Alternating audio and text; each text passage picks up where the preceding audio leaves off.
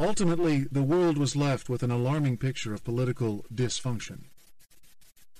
All of this just fired up the bond vigilantes, those well-paid agents of a globalized financial sector's knack for self-advancement and self-preservation, and made them even more inclined to dump the debts of struggling Eurozone countries. With the banks that employ them sitting on mountains of poorly documented credit default swaps, CDS, which left governments permanently terrified of a systemic meltdown. These guys were more or less out of the reach of a poorly integrated global regulatory system. It's not unlike the way that the United States and other countries fear being unable to sanction North Korea if it gets full nuclear capacity. Bond traders, rather than governments, were setting the agenda. They were even dumping France's bonds, putting at risk the borrowing power of the EFSF, which depended upon the good credit of the guarantor core countries. Most troubling, European banks faced their own worsening funding crisis as they were turned away by U.S. money market lenders who feared that these banks' holdings of plummeting sovereign bonds made them risky credits. Amid fears of a Lehman-like run on the financial system, European Union authorities decided to get tough.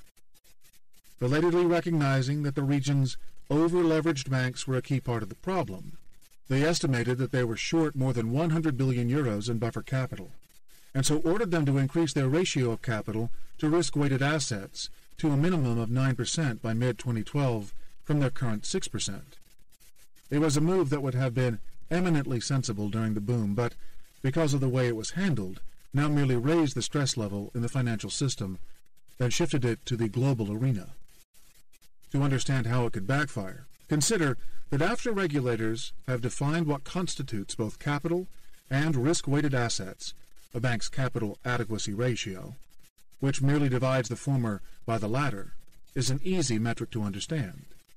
It can be increased by either making the denominator bigger, increasing capital, or the denominator smaller, reducing assets. But at a time when eager investors in European banks were few and far between, acquiring fresh capital was an extremely expensive undertaking for the bank's owners. With the price for their shares so low, the banks had to sell many more of them to raise the amount of capital required to cover their asset base. The more they sold, the more it would dilute existing shareholders' stakes in the enterprise.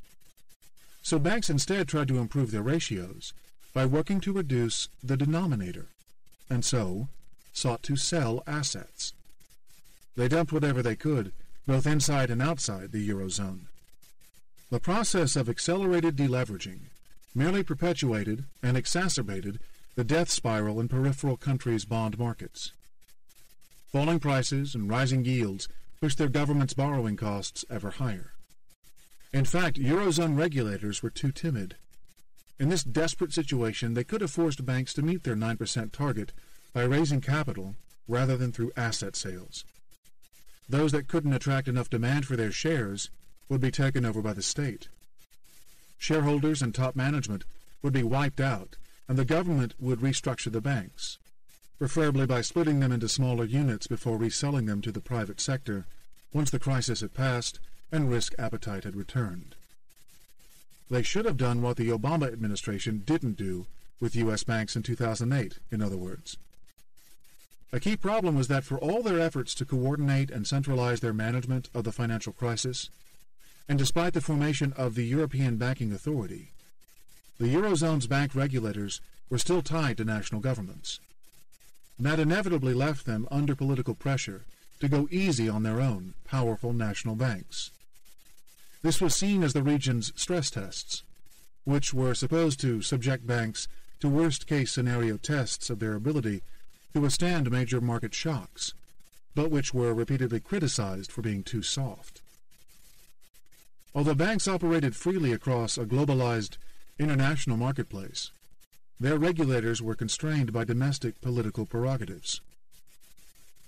Meanwhile, the domestic political resistance in the northern countries toward providing more aid to the struggling pigs left the Eurozone reaching for financial engineering solutions that were reminiscent of those that fueled the U.S. subprime crisis.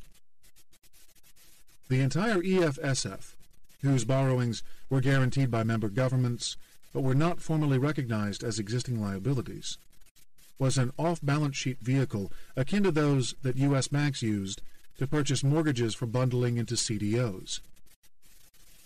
The structure became even more dubious once it was clear that the 440 billion euros in guarantees weren't enough to backstop Italy or Spain. When the Eurozone leaders drew up a plan to entice outside investors, with sovereign wealth funds such as China Investment Corp, known as the CIC, being a prime target, into a fund in which the EFSF's contributing governments would bear the first 20% of losses if the borrowing governments defaulted. It was, many observers noted, a sovereign version of the hierarchical tranche structure used in CDOs. No wonder CIC and others said, "Thanks, but no thanks." Against this failure of the government-led bailout plan and the flawed handling of the banks' undercapitalization, the European financial system fell into a cycle of self-perpetuated fear. The problem wasn't that the banks couldn't withstand taking a loss on, say, their Greek loans, a result that Eurozone leaders came to see as inevitable, but rather that there was uncertainty over how all other actors in the market would react to such a haircut. Banks faced a prisoner's dilemma, not knowing whether their peers would cover their Greek losses by selling Spanish or Italian bonds. They were guided by self-preservation and got ahead of that risk by selling their own holdings of the same debt. This, of course, only expedited the crisis they sought to avoid.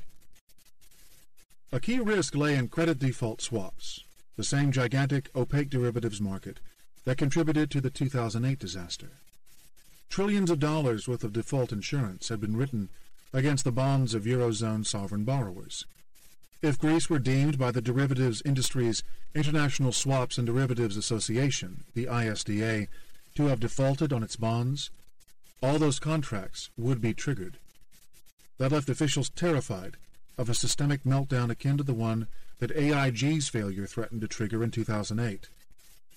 The fear was that banks that had written the CDS insurance would be compelled en masse to honor claims when there was no assurance that their balance sheets were strong enough to make the payments. This all-pervasive fear of counterparty risk underlay everything. For that reason, officials from the EU, the IMF, and the ECB, the so-called Troika, worked in consultation with the ISDA to devise a Greek debt restructuring plan that would be deemed voluntary for creditors, even though most big banks would be pressured to participate. Expediently, ISDA complied, indicating that under those terms it would not likely declare a CDS trigger. But that meant that investors who held these contracts as insurance now regarded their investment hedges as effectively worthless, so they opted for a more basic form of default risk hedging. They sold the bonds outright. And to make matters worse for the battered government debt markets, the loss of trust in CDS hedges meant investors would now charge a higher interest rate premium whenever they bought new bonds. The wrangling to avoid systemic contagion had backfired. Yet the root cause of this particular problem was not the officials' ham-fisted effort to contain the systemic risk, but the underlying structure of the CDS market. For all the post-Lehman efforts to make trading in those over-the-counter securities more transparent, this giant insurance market was still only as reliable as the banks that underwrite the contracts.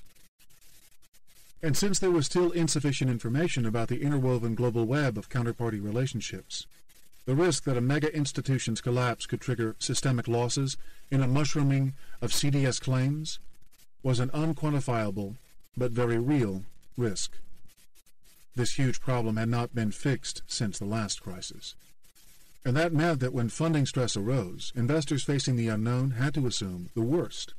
So, they adhered to an old adage: sell first, ask questions later. It wasn't just in Europe that this self-reinforcing pro-cyclical spiral took root.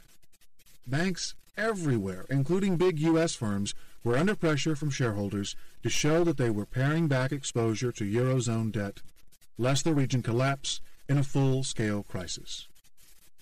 The failure of John Corzine's MF Global, which had bet big on Italian bonds, emphasized the need for conservatism. But as Keynes observed in The Paradox of Thrift, what is prudent for one institution can be disastrous for the group if each one acts to save its own skin. Meanwhile, European banks' rapid exit from their overseas interests and the crunch in short-term dollar credit made banks less willing to provide trade finance.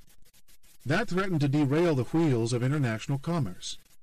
So, amid fears of the same paralysis in world trade that occurred in late 2008 and early 2009, the Fed made dollars cheaper to borrow overseas by cutting the fees it charges for currency swap lines provided to its central bank counterparts overseas. This came as a relief to the market, but it did nothing to resolve the underlying structural problem that intertwined the Eurozone's overburdened governments and its undercapitalized banks. The once unthinkable idea of countries leaving the Eurozone now rose to the forefront of people's minds. If countries were insolvent and emergency aid from others was not forthcoming, the combination of default and devaluation, a tactic that was effective in reviving growth in emerging markets hit by the crises of the 1990s, offered a way out of the nightmarish cycle of austerity and growing debt burdens. Greek resort owners looked enviously across the Aegean Sea at Turkey's booming tourism business and its 8% growth rates, both helped by a relatively weak Turkish lira. Italy's fashion industry longed for a new competitive edge in export markets, and Spanish property owners pined for the return of English homebuyers with strong pounds in their pockets. But while dumping the euro would ultimately have a cathartic effect, Argentina's example from 2002, when it broke a strict one-for-one currency system that resembled a currency union with the US dollar, suggests these countries would first experience financial devastation. A euro exit would produce mass bankruptcies and legal chaos as commercial contracts would be broken en masse.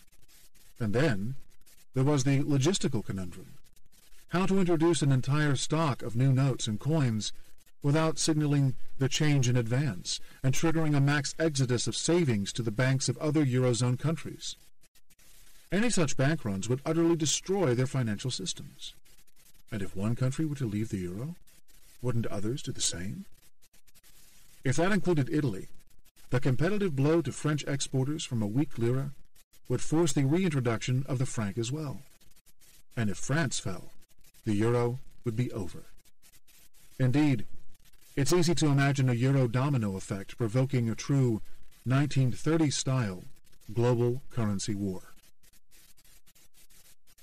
Unfathomable as such events were, Europeans began openly talking about and even preparing for an end to the euro. Banks, brokers, and clearinghouses that managed the back-office systems through which currencies were traded began testing contingency arrangements so that their systems could transact in the currencies of the pre-euro era. Lawyers devised complicated plans to reconcile the billions of euros worth of myriad competing claims that would need arbitration if euro-based contracts were converted to those legacy currencies. Yet no matter what preparations they made, there was no getting around the fact that a euro breakup, encompassing a region that accounts for an entire fifth of world GDP, would likely do unprecedented damage to the international system of trade and payments. It took 64 years from the last time the global economy saw a contraction in aggregate output for there to be a worldwide recession in 2009, and yet here we were facing the risk of another one just 3 years later. So with the governments of the Eurozone failing to deliver the sweeping reforms needed to save the Eurozone, many politicians and economists were by the last quarter of 2011 virtually screaming at the European Central Bank to take action. They wanted it to make large-scale purchases of the peripheral nation's sovereign bonds with freshly minted euros, in effect, to print money.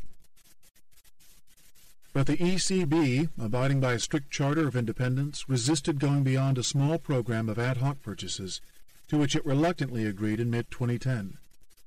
Instead, it lent hundreds of billions of euros in cut-rate emergency loans to the region's stressed-out banks. This revealed the contorting efforts to which the central bank would go to keep the European financial system afloat without bending its own rules. In late December, the ECB launched the first of two long-term refinancing operations, or LTROs, providing a record €489 billion in three-year loans to 523 liquidity-starved banks at the newly reduced rate of 1%. The hope was that the banks would use that money to do what the ECB could not bring itself to do, and buy the Spanish and Italian governments' bonds.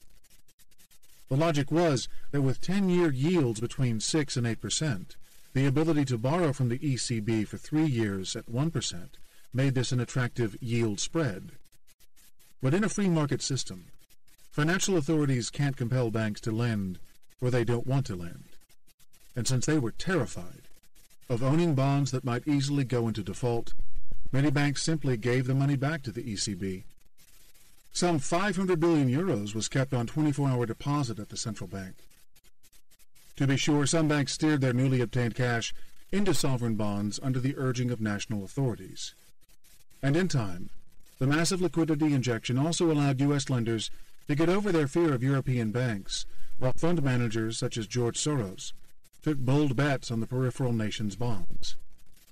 But although yields eased from their alarming late 2011 levels, not enough money went into long-term bonds, whose borrowing rates were still unsustainably high. Instead, banks mostly plowed the super-cheap long-term financing into comparatively safe 6, 12, or 24-month notes. Italy and Spain would have to keep rolling over their debt at short intervals, raising fears of auction failures each time. The can, to use the most overwrought cliché of the crisis, was being kicked down the road. To many it appeared that the ECB was bending over backward to help distressed banks, but doing nothing to aid distressed taxpayers. That approach was not only inequitable, the central bank's critics said, it was also suicidal. Unlike the quantitative easing-happy Federal Reserve and Bank of England, the ECB refused to take on the vote of lender of last resort during a market meltdown. Holders of Italian and Spanish bonds had no reason not to panic, in other words. This reluctance to print massive amounts of money was founded on some real concerns. For one, the ECB was steeped in the strong money traditions of the Deutsche Bundesbank, on which it was modeled, an institution whose DNA was shaped by long-held memories of the hyperinflation nightmare of the Weimar Republic. Second, there was the issue of moral hazard. The idea that if the ECB bought their bonds in large amounts, peripheral nations would have no incentive to enact the reforms needed to get their fiscal and economic houses in order. The ECB was not supposed to play politics. Its own independence rules, upon which its credibility as an inflation fighter is founded, required that it leave fiscal policy making to governments, and it made intervention in the high-risk Italian and Spanish cases extremely complicated. If the ECB was worried about retaining credibility, it was even more worried about a euro breakup, which would take the central bank out of existence altogether. It's on that basis that the wonky central bankers in Frankfurt were dragged against their will into the political maelstrom, where their actions had subtle but powerful effects. Amid a standoff between Italian Prime Minister Berlusconi and his Eurozone counterparts over his wavering commitment to cut pensions and make key reforms, the ECB halted its incremental purchases of Italian bonds, which meant their yields rose above the alarming 7% threshold. With its country's financial system gripped by turmoil, Berlusconi was forced to resign within a week, and Mario Monti, a technocrat-minded economist and former EU commissioner, was appointed to head an unelected interim government. After that, the ECB began purchasing bonds again. That this happened in the month in which another Italian, Mario Draghi, took the helm of the central bank from the outgoing Frenchman Jean-Claude Trichet, only encouraged speculation that it was playing politics. Democracy under threat? Draghi wasn't the only official arousing suspicions that outsiders were meddling in Eurozone countries' political affairs. A Wall Street Journal exposé published in late December revealed that when Italy's bond market started to spiral out of control, German Chancellor Angela Merkel made a phone call to Italy's 68-year-old president Giorgio Napolitano, and discussed her view that Berlusconi was, perhaps, not politically strong enough to push through the austerity measures. According to the report, Merkel thanked Napolitano in advance for doing what was within your powers to promote reform.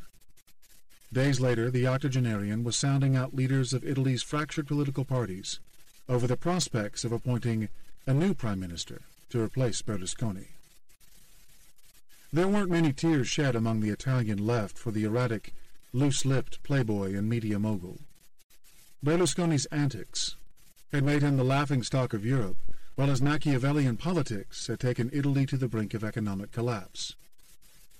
Nonetheless, this episode highlighted a growing concern among the throngs of Occupy Rome protesters, a perceived threat to national sovereignty. Greece had also seen an elected prime minister, George Papandreou, replaced by an unelected Eurocrat, former ECB vice president Loukas Papadimos. It was hard not to note that these machinations had taken place in Athens and Rome, the cradles of modern democracy. Nor could many avoid the uncomfortable optics of Germany's role in these matters. The institutional memory of a painful past left many Europeans fearful that the institutional powerhouse at the continent's core was again picking and choosing the region's leaders. It was hardly a Nazi occupation, but the symbolism was powerful. Of course, the interim governments in Greece and Italy were only caretakers, but in place until elections could be held. But given the timing of their appointment, it was unavoidable that these unelected officials, in office at the will of external powers, would be charged with making monumental decisions about their country's economic futures. Yet the peripheral countries had already seen their sovereignty compromised, first by the bond vigilantes, who held policies hostage to their financial demands, then by the EU, IMF, ECB Troika, which ordered austerity in return for financial aid.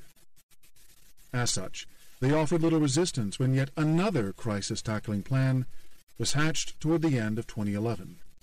This one aimed to change the EU treaty so that Eurozone governments would be subject to strict enforcement actions by EU authorities if they let their budgets stray from the Maastricht Treaty's limits on deficits and debts. This ceding of power to Brussels was unimaginable only months earlier, and showed how desperate things had become.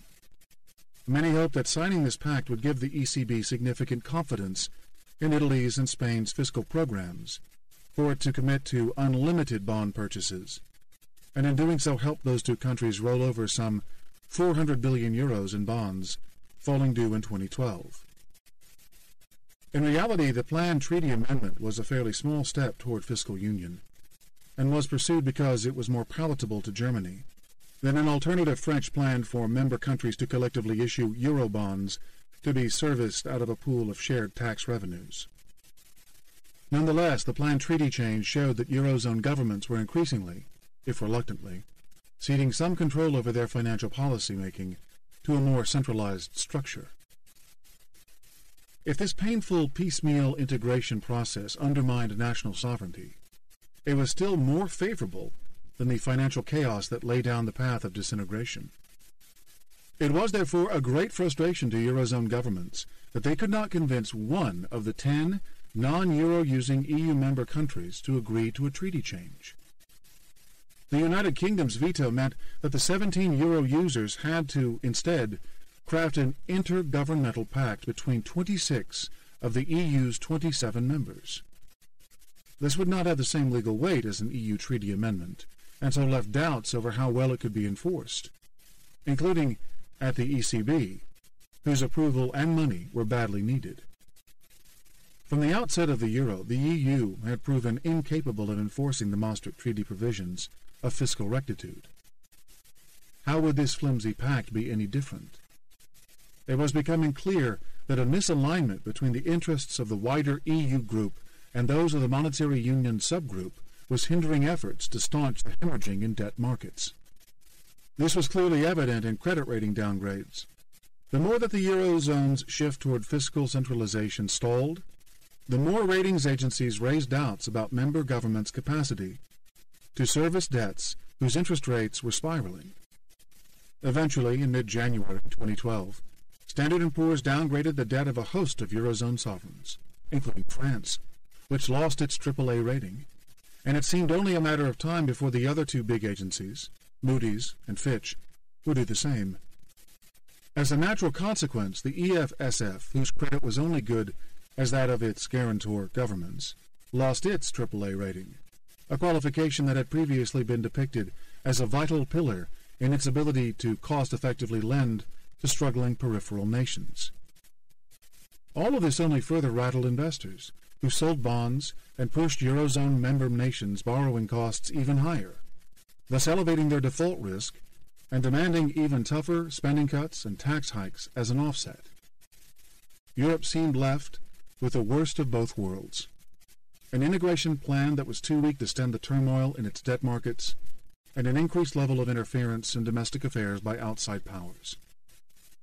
Meanwhile, social unrest was brewing as austerity measures took root, just in time for winter.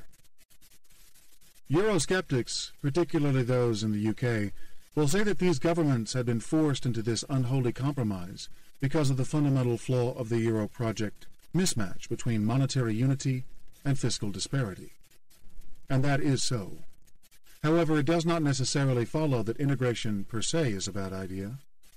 In fact, the most constructive way to think about Europe's failure is to see it as a compelling example of the damage done when domestically determined national policymaking is placed in the context of an increasingly integrated and globalized financial system. It speaks to the need for more, not less, integration, this time at the political level.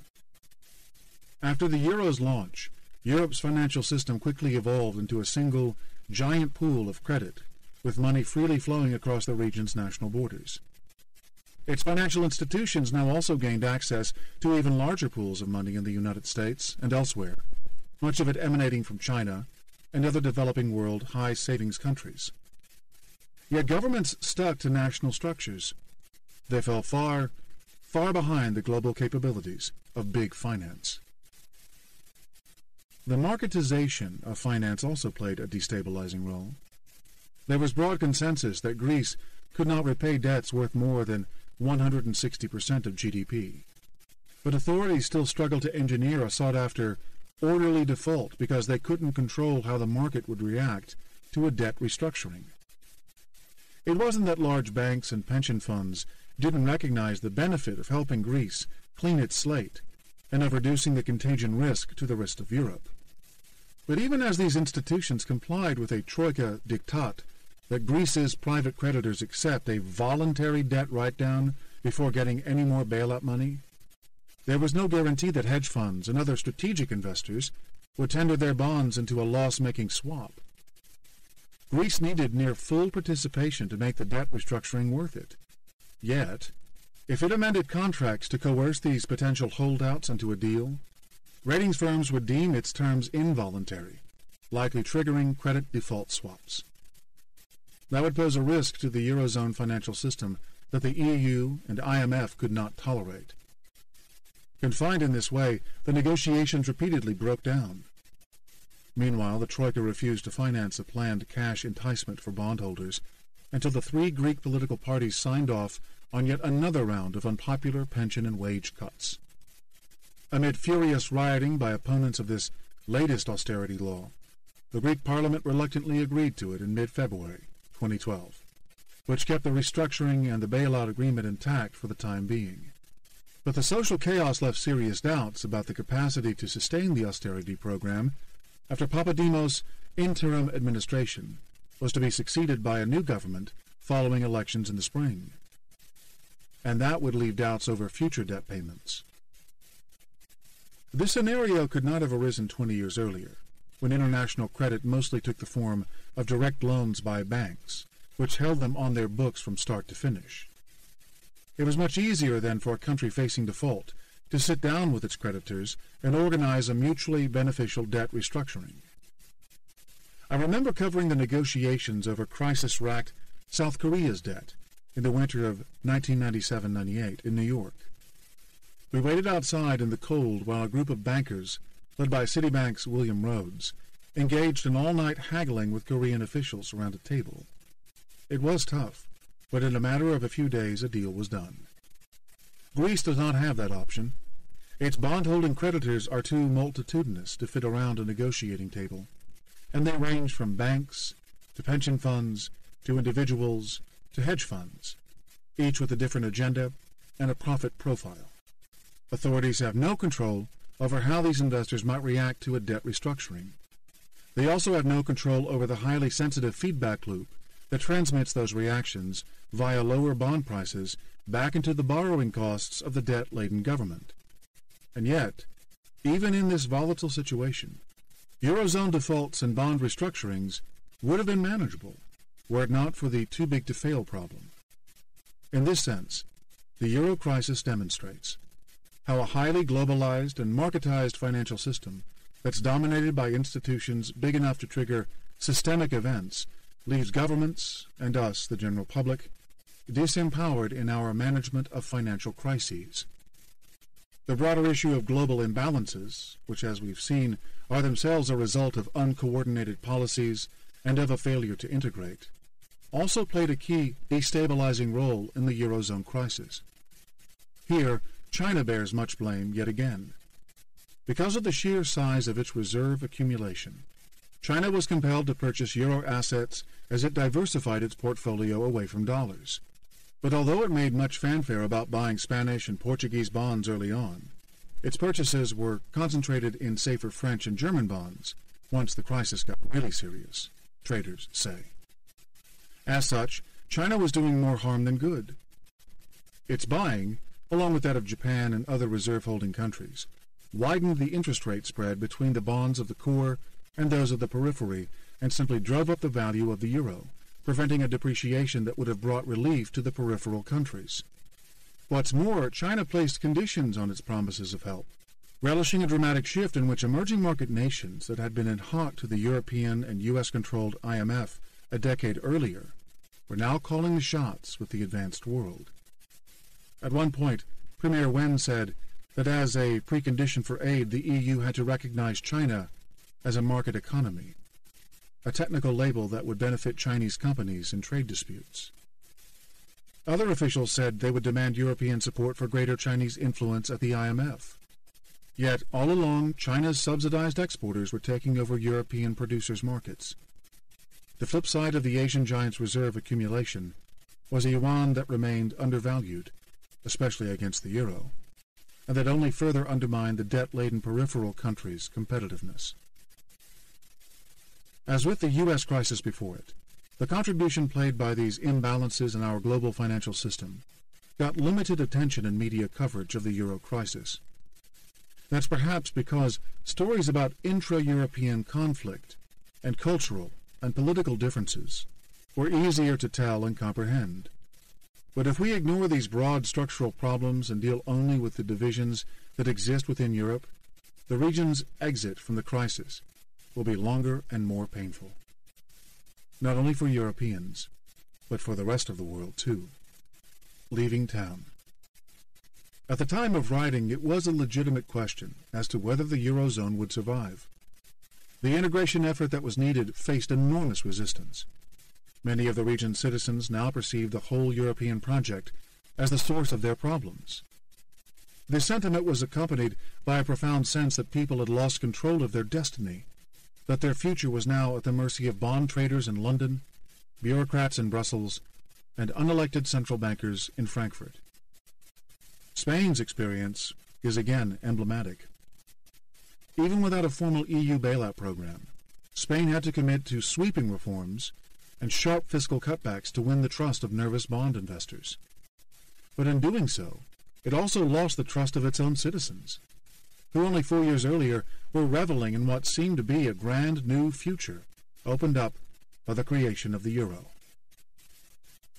During my visit in May 2010, Prime Minister José Luis Rodríguez Zapatero announced plans to slash 15 billion euros from the budget in 2 years, all part of his government's commitment to the EU to reach a Maastricht Treaty-compliant deficit of under 3% of GDP by 2013. Public servant salaries were to be cut by 5% and pensions frozen until 2012.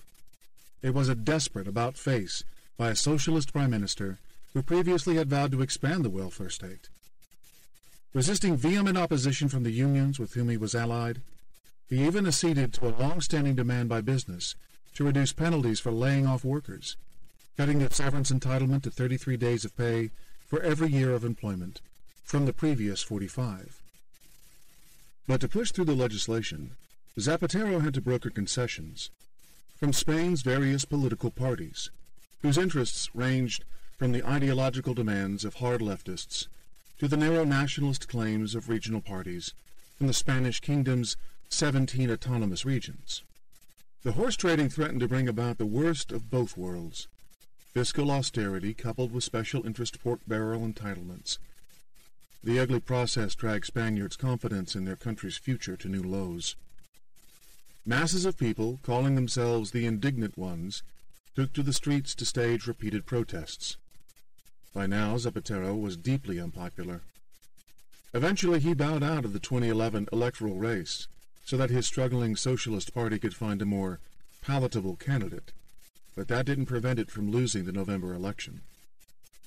Zapatero's conservative successor, Mariano Rajoy, will face fewer challenges within his own party, but his own stated commitment to austerity at all costs could clash with the intransigence of Spanish trade unions and other bastions of resistance. By the new year, Rajoy was already warning of even harsher cutbacks as his government revealed that Spain would miss its 2011 deficit target by a full 2 percentage points. Zapatero's government made major reforms, but the magnitude of the financial mess meant that Spain still teetered on the edge of a severe financial crisis. The government cleaned up many of the country's politically connected Caja savings banks, whose unchecked lending had helped foment the housing crisis, forcing them to merge with stronger banks and to write down troubled loans. But as of 2011, the Cajas still had a combined 217 billion euros in mortgage assets on their books, accounting for about half of the total in the banking system. And the Bank of Spain was estimating that almost 100 billion euros of that, equal to 10% of Spanish GDP, would be difficult to collect. Such a giant overhang was bound to weigh on economic growth for years. No group faced a bleaker future than Spain's young people, due to the legacy of the worker redundancy scheme, which favored older workers. Youth unemployment rose to 46%, double the national average.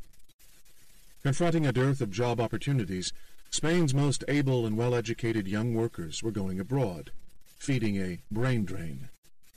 A country that had been a magnet for immigrants in the prior 2 decades, attracting Latin Americans in droves and a constant flow of North Africans, was now turning the tide the other way.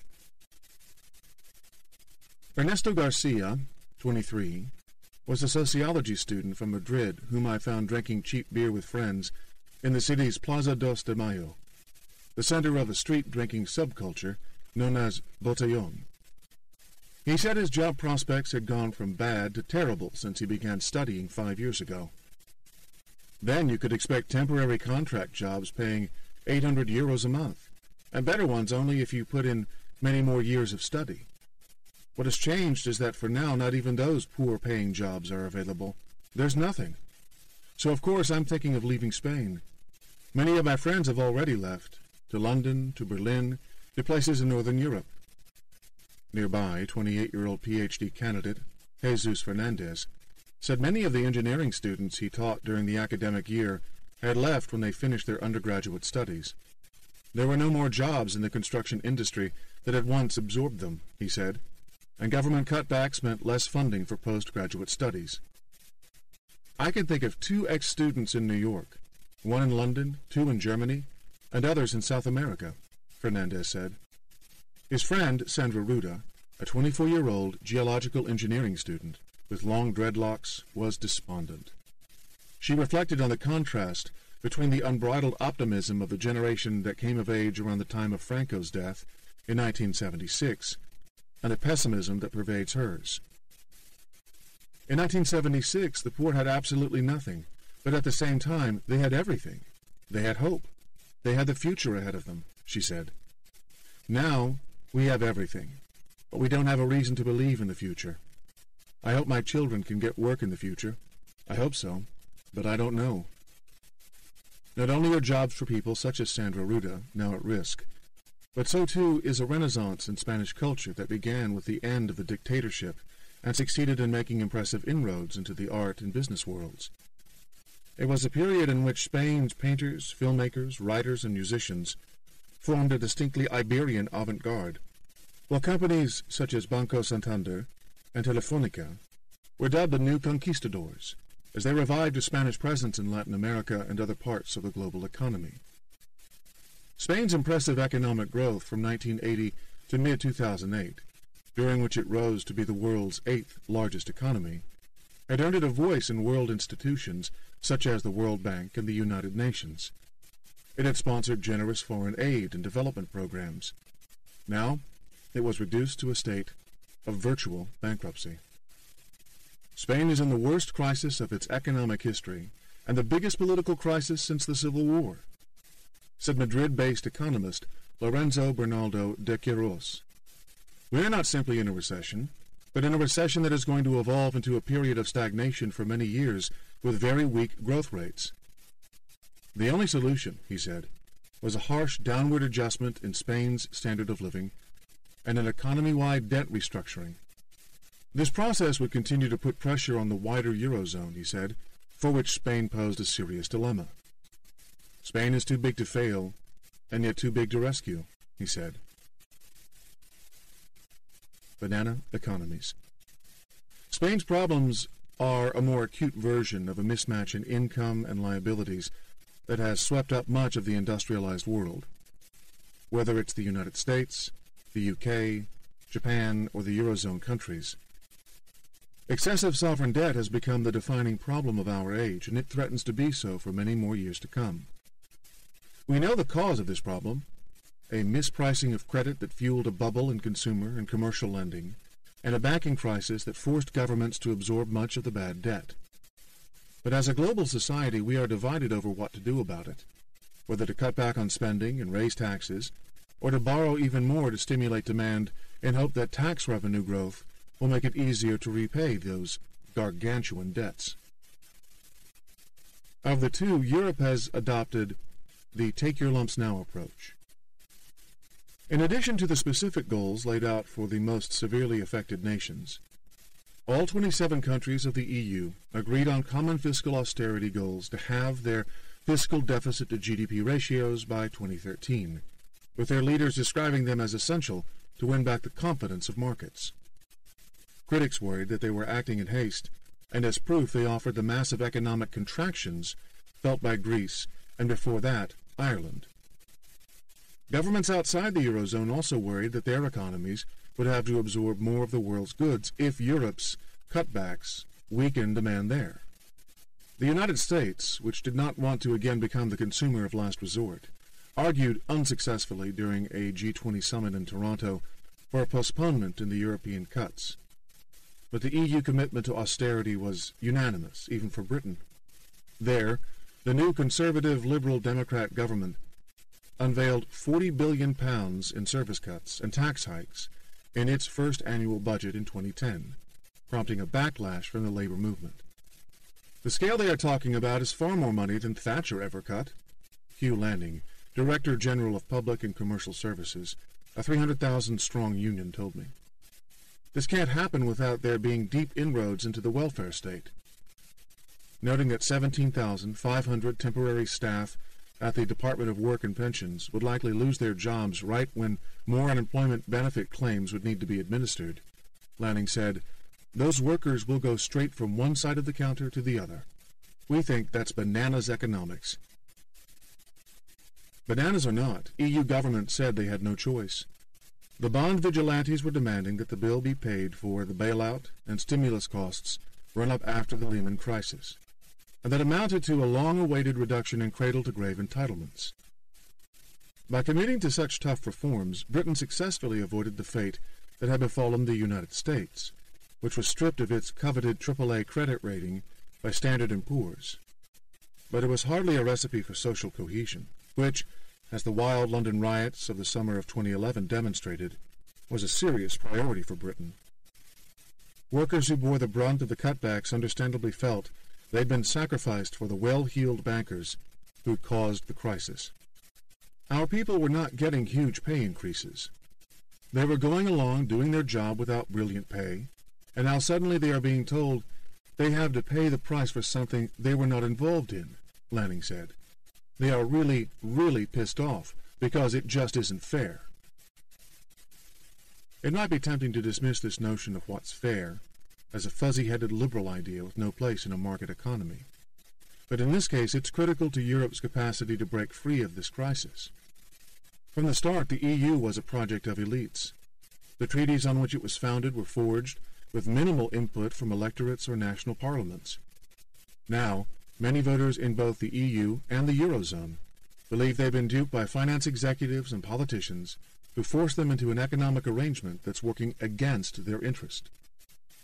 If European governments cannot win these people's support, the vicious cycle of financial deterioration will drive the region toward disaster.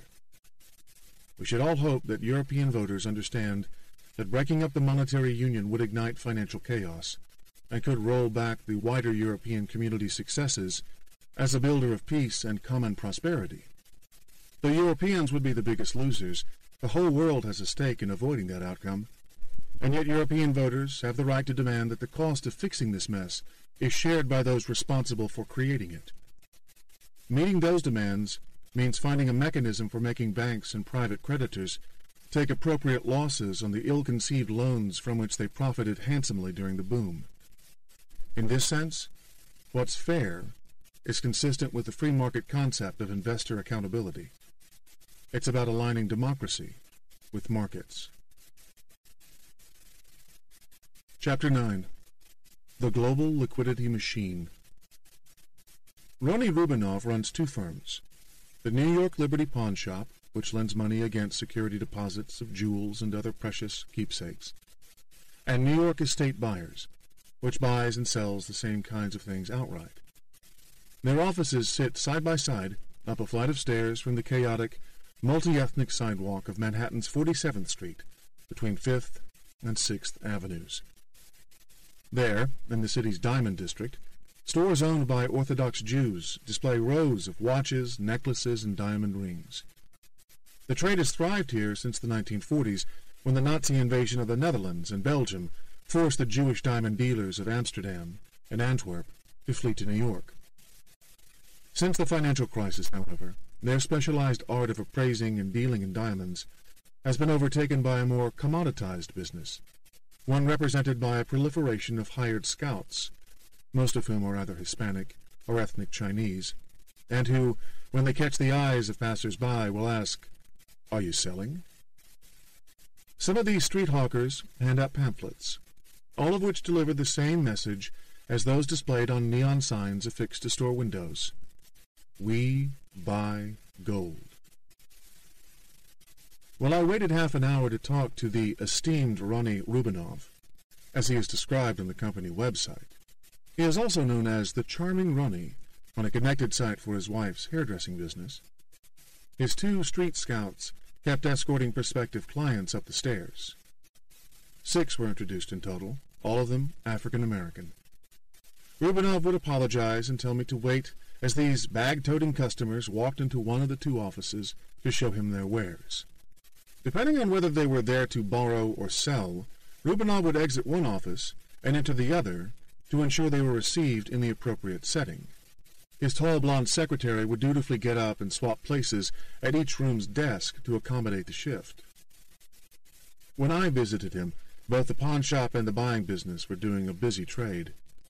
The sidewalk was bustling with street touts and prospective customers, while at a construction site nearby, workers were laying the foundations for the 34-story International Gem Tower, a shimmering monument to the Diamond District's boom times.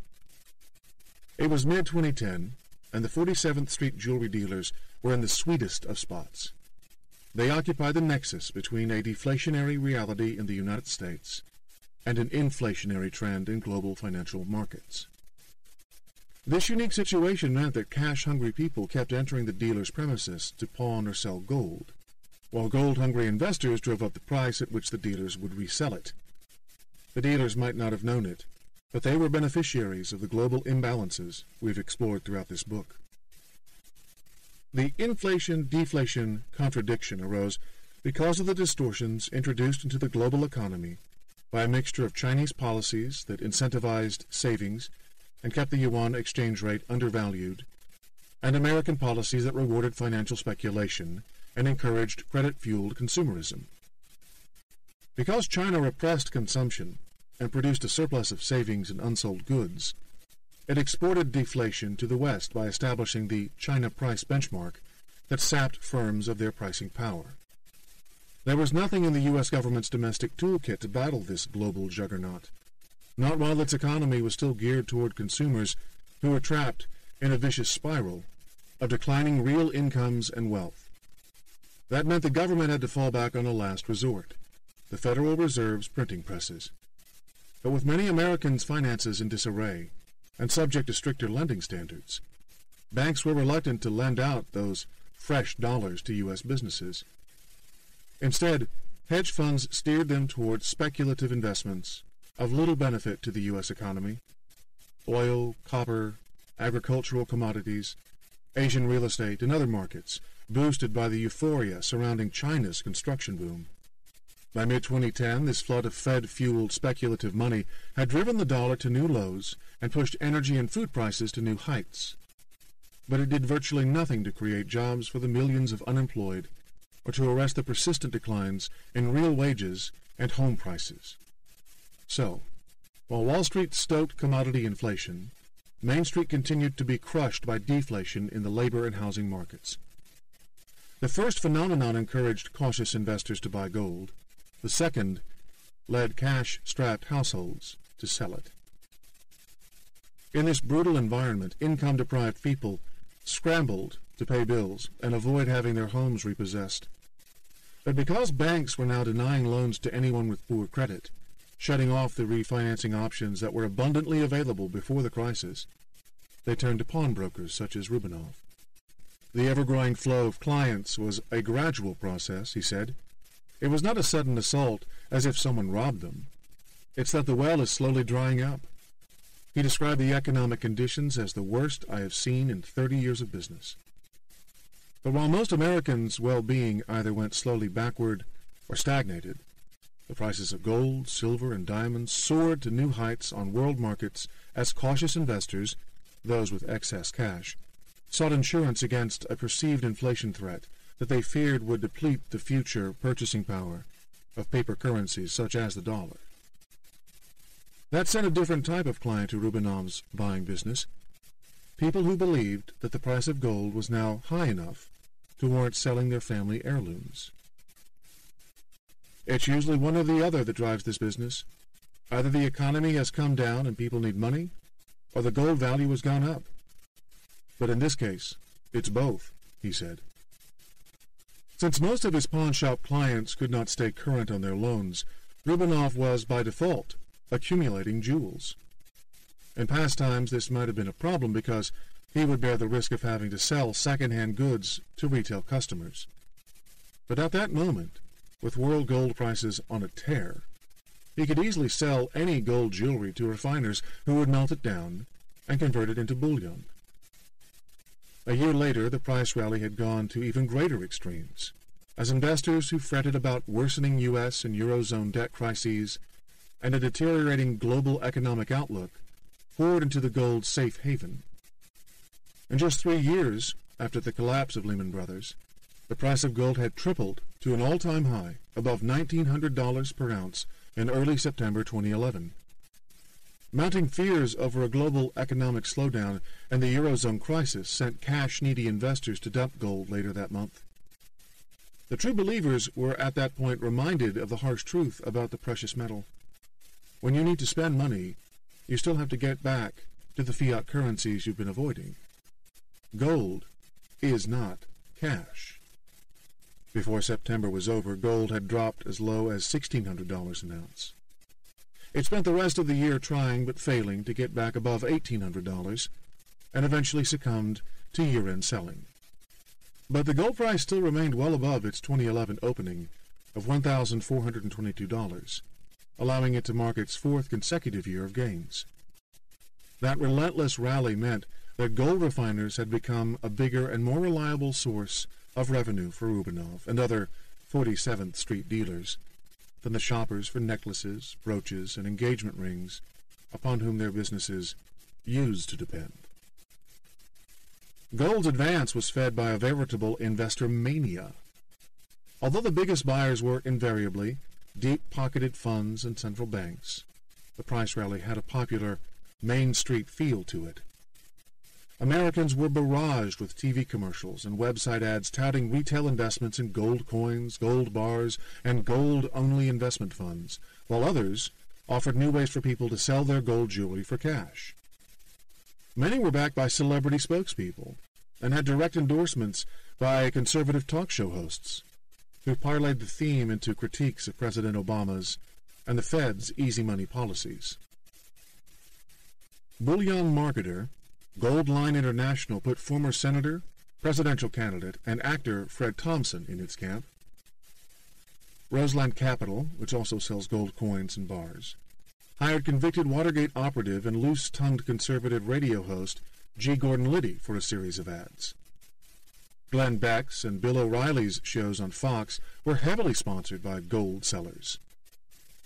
Cash4Gold.com, an outfit controlled by Green Bullion Financial Services of Florida, ran a Super Bowl spot in February 2009 featuring hip-hop star MC Hammer and TV legend Ed McMahon riffing about mailing in their gold sledgehammers, gold toilets, and gold microphones. Mr. T, star of the A-Team television series, became the spokesman for pawnbroker Cash America's gold mail-in service, telling a Bloomberg TV interviewer he believed in it because gold was one of the gifts given to the baby Jesus. Meanwhile, friends and neighbors started hosting gold-selling parties. As the blurb on one promoter's website put it, think Tupperware party, but instead of spending, everyone leaves with large sums of cash. And German company Ex-Oriente Lux installed vending machines dispensing small gold bars in Germany, in the Arab Emirates, and eventually in a strip mall in Boca Raton, Florida. There was a pre-2007 housing bubble feel to it all.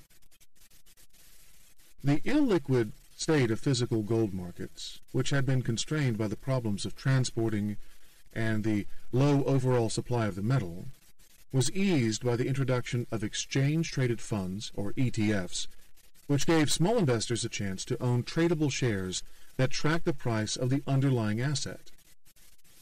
By mid-August 2011, SPDR Gold Shares, an EFT known by its ticker symbol GLD, had grown to be the biggest such fund in existence, with its $77.5 billion in assets, surpassing even the giant SPDR S&P 500 ETF, which tracks the benchmark stock index of the same name. By following the price of gold, although not always replicating its gains, the GLD fund more than doubled in price in the 3 years after the Lehman collapse. At the other end of the spectrum were the world's governments. In 2010, emerging market countries as diverse as India, Iran, Russia, Thailand, and Bangladesh upped their reserve holdings of gold. 10 national central banks in the European monetary system more or less suspended sales under a decade-long pact with the IMF to sell up to 400 metric tons of gold each year in order to finance cheap loans for poor countries. For the first time in 21 years, central banks became net buyers of gold, according to the World Gold Council.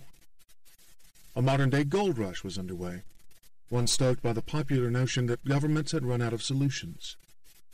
Policymakers' apparent failure to resolve the world's various crises led disheartened investors to instead put their faith in the age-old security of an alluring precious metal.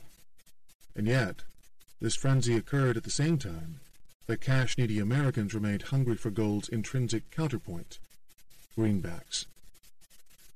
In the middle of those divergent forces sat diamond district dealers such as Ronnie Rubinov, who raked in profits as they sent a trail of precious antiques to refineries where they would be melted out of existence forever. Their success was, in many respects, a measure of the mammoth problems confronting the global economy. Structural distortions. Throughout the 3-year period following the financial crisis, most of the debate about gold, the dollar, and inflation paid little attention to the global structural distortions that fostered the instability in prices. Instead, it focused, sometimes hysterically, on the Federal Reserve. The Fed had done something extraordinary, something that its critics, with some justification, saw as highly risky. In addition to slashing interest rates to zero, it had pumped an unprecedented $2.35 trillion in fresh dollar bills into the global economy via its quantitative easing bond-buying programs, the second of which ended in July 2011. At the time of writing, speculation continued that it would resort to a third program. Until the second round ended, that additional money supply naturally had a depressing effect on the value of the dollar, which meant the price of everything the greenback could buy had to rise or at least cease falling. People who believed in strong money at all costs feared this would create inflation, and possibly hyperinflation.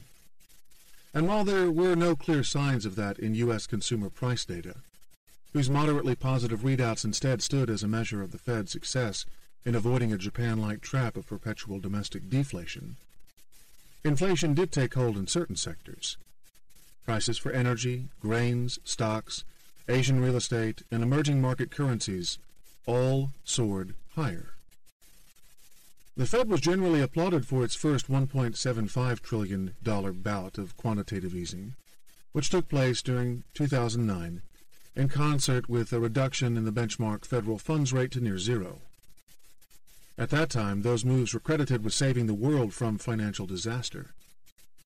But the global mood was very different in September 2010, when the central bank started the second $600 billion round of Treasury bond purchases, or QE2, as this phase of quantitative easing became known.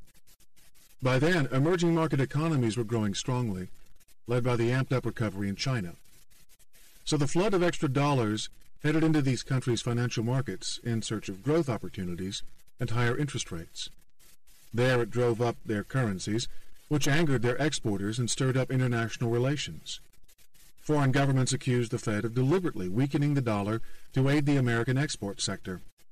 Amid what Brazilian Finance Minister Guido Mantega called a currency war, various central banks began intervening to weaken their exchange rates to offset the declining greenback, which fell 17% on a trade-weighted basis from March 2009 to August 2011. But in many cases, these actions only made it cheaper for speculators to shift their cheaply obtained dollars into those countries' markets. The influx of money constantly pushed up the cost of housing and other assets in these countries' local markets. Chairman Ben Bernanke and other members of the Fed's Open Market Committee refused to concede they had a role in this. They described the dollar's descent as a byproduct, but not a goal of Fed policy, which they insisted was focused on driving down yields on long-end Treasury bonds to make it cheaper for people and companies to borrow and invest for longer periods of time. Bernanke and his cohorts leveled blame for inflation back at interventionist foreign central banks, arguing that by holding down their currencies, they imported inflation into their economies. But to outsiders, the link between the Fed's actions and the rise in prices and currencies elsewhere seemed irrefutable. As the world's reserve currency, the dollar is the principal unit for exchange for international commercial transactions. Whenever the Fed prints dollars, their holders do not merely circulate them within the U.S. economy, but also take a good chunk of them offshore. One popular strategy in this period was to deposit them in high-yielding bank accounts in fast-growing emerging markets, where central banks had cautiously kept their interest rates much higher than the Fed's. That gave investors a carry trade opportunity.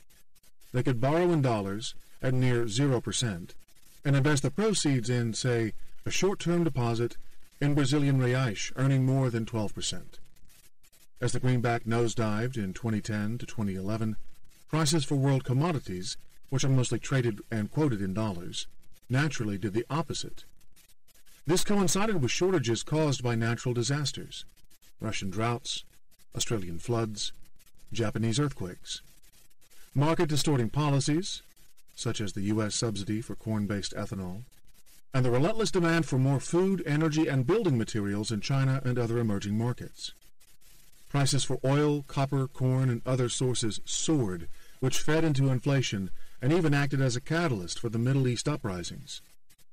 Developing countries could have let their currencies rise and reduced imported inflation, but a dependence on exports led many to instinctively intervene to lower the exchange rate. That perpetuated a cycle in which the Fed printed new dollars and foreign central banks bought them, together breeding the risk of a bubble and of global financial instability. Sure enough, in September, a mini-collapse ensued, leaving the benchmark Western Texas Intermediate oil contact below $80 a barrel, down from $113 in April. That month, silver almost halved its value, and gold lost $300 in a week. In an indication of the instability caused by the dollar's reserve currency status, suddenly everyone was scrambling to get greenbacks. A shortage of commodities became a shortage of dollars. This caused funding stress for Europe's beleaguered banks and refocused attention on the Fed, which started hinting at QE3. The signal then pushed commodity prices higher again in October, only for them to be hit with declines again going into the end of the year as fear of a Euro-centered global crisis took root alongside an economic slowdown in China, which softened demand for things like corn and copper. Yet even this late-year decline was effectively endorsed by the Fed because it pulled back from providing more stimulus in response to some surprising, if still modest, improvements in U.S. economic data. The Fed's activism was subjecting markets to wild gyrations, especially the stock market, where hopes ebbed and flowed over how much more money printing was to come. Never had the Dow Jones Industrial Average experienced as many daily moves of 400 points or more as it did in the summer of 2011. And for that we can at least partly blame the Fed. As with commodity prices, the infusion of cheap money and the opportunity cost of holding it in bank accounts earning zero interest encouraged buying sprees on the equity market, artificially boosting prices through the first half of 2011. But after the crunch of QE2 was removed in the summer, investors took stock of the underlying weakness of the U.S. economy, which was being hurt by the rising price of gasoline, a debt crisis in Europe, and the threat of a slowdown in China. That spurred talk of QE3, the hopes for which kept stocks relatively buoyant despite the pall of pessimism that was by then pervading the world's financial press. These repeated stimulus programs, or expectations of them, functioned as temporary palliatives for an ailing stock market. Whenever their effect wore off and prices nosedived, investors would demand a second dose. But if the Fed complied, it would exacerbate the moral hazard problem and reinforce what became known as the Bernanke put. This update to the Greenspan put, which was said to exist during the previous Fed chairman's controversial tenure, referred to the notion that investors are persuaded to take excessive risks when history tells them to expect a Fed bailout if they fail. A put, which is an option to sell a security at a fixed price in the future, provides insurance against losses if the market falls too far. It is yet another example of official policy creating distorting incentives for market decision-makers. To be fair to Bernanke and Company, the dysfunctional global financial system had left them with few choices but to give the market its tonic. With the U.S. financial sector now structured around a shadow banking system whose proper functioning depended on there being a steady appetite for risk-bearing securities, the Fed needed to see it propped up. Lax regulations exacerbated the dilemma because the world's banks were still not holding sufficiently high levels of buffer capital and continued to pose a systemic risk. With the sword of Damocles hanging over the market, the Fed had a strong motive to try to calm investors' nerves whenever they began to fray. What you want is a regulatory system that's robust enough that you don't have to fall back on such backstops, says MIT Sloan School of Business economist Simon Johnson. The failure to create such a system in prior years was, in his view, what the Greenspan put was all about, and now the Bernanke put is the Greenspan put, with a cherry on top. Although it kept the financial system afloat in the short run, and by the Fed's own estimates shaved 0.2 percentage point off long-term rates, providing a benefit to corporate borrowers and mortgagers, quantitative easing had many flaws. It appeared to have little success in creating jobs, yet at the same time encouraged the distorted stock market decision-making outlined previously. It fomented the kind of periodic volatility that the Fed sought to avoid, which in turn added to economic uncertainty and made banks reluctant to lend to consumers and small businesses. In all, it exacerbated the unease that firms already felt over a shifting regulatory environment and poor economic backdrop. The massive monetary expansion left banks with more than $1 trillion in excess reserves, a measure of the inactive cash held in reserve at the Fed above the 10% of customer deposits that's required. To be sure, the low rates perpetuated by QE allowed the federal government to double the average maturity profile of its liabilities, which will make its explosive debt problem somewhat easier to manage in the future, and it allowed large companies to raise money cheaply in the bond market. But for the most part, the newly borrowed money was simply hoarded rather than invested in the risk-laden business of expanding plants and hiring workers. Advocates of hard money became vociferous in their attacks against the Fed.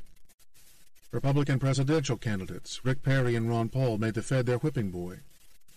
The latter authored a bestseller titled "End the Fed" and sponsored legislation requiring a congressional audit of the Fed's policies, a move that economists said would undermine its coveted independence.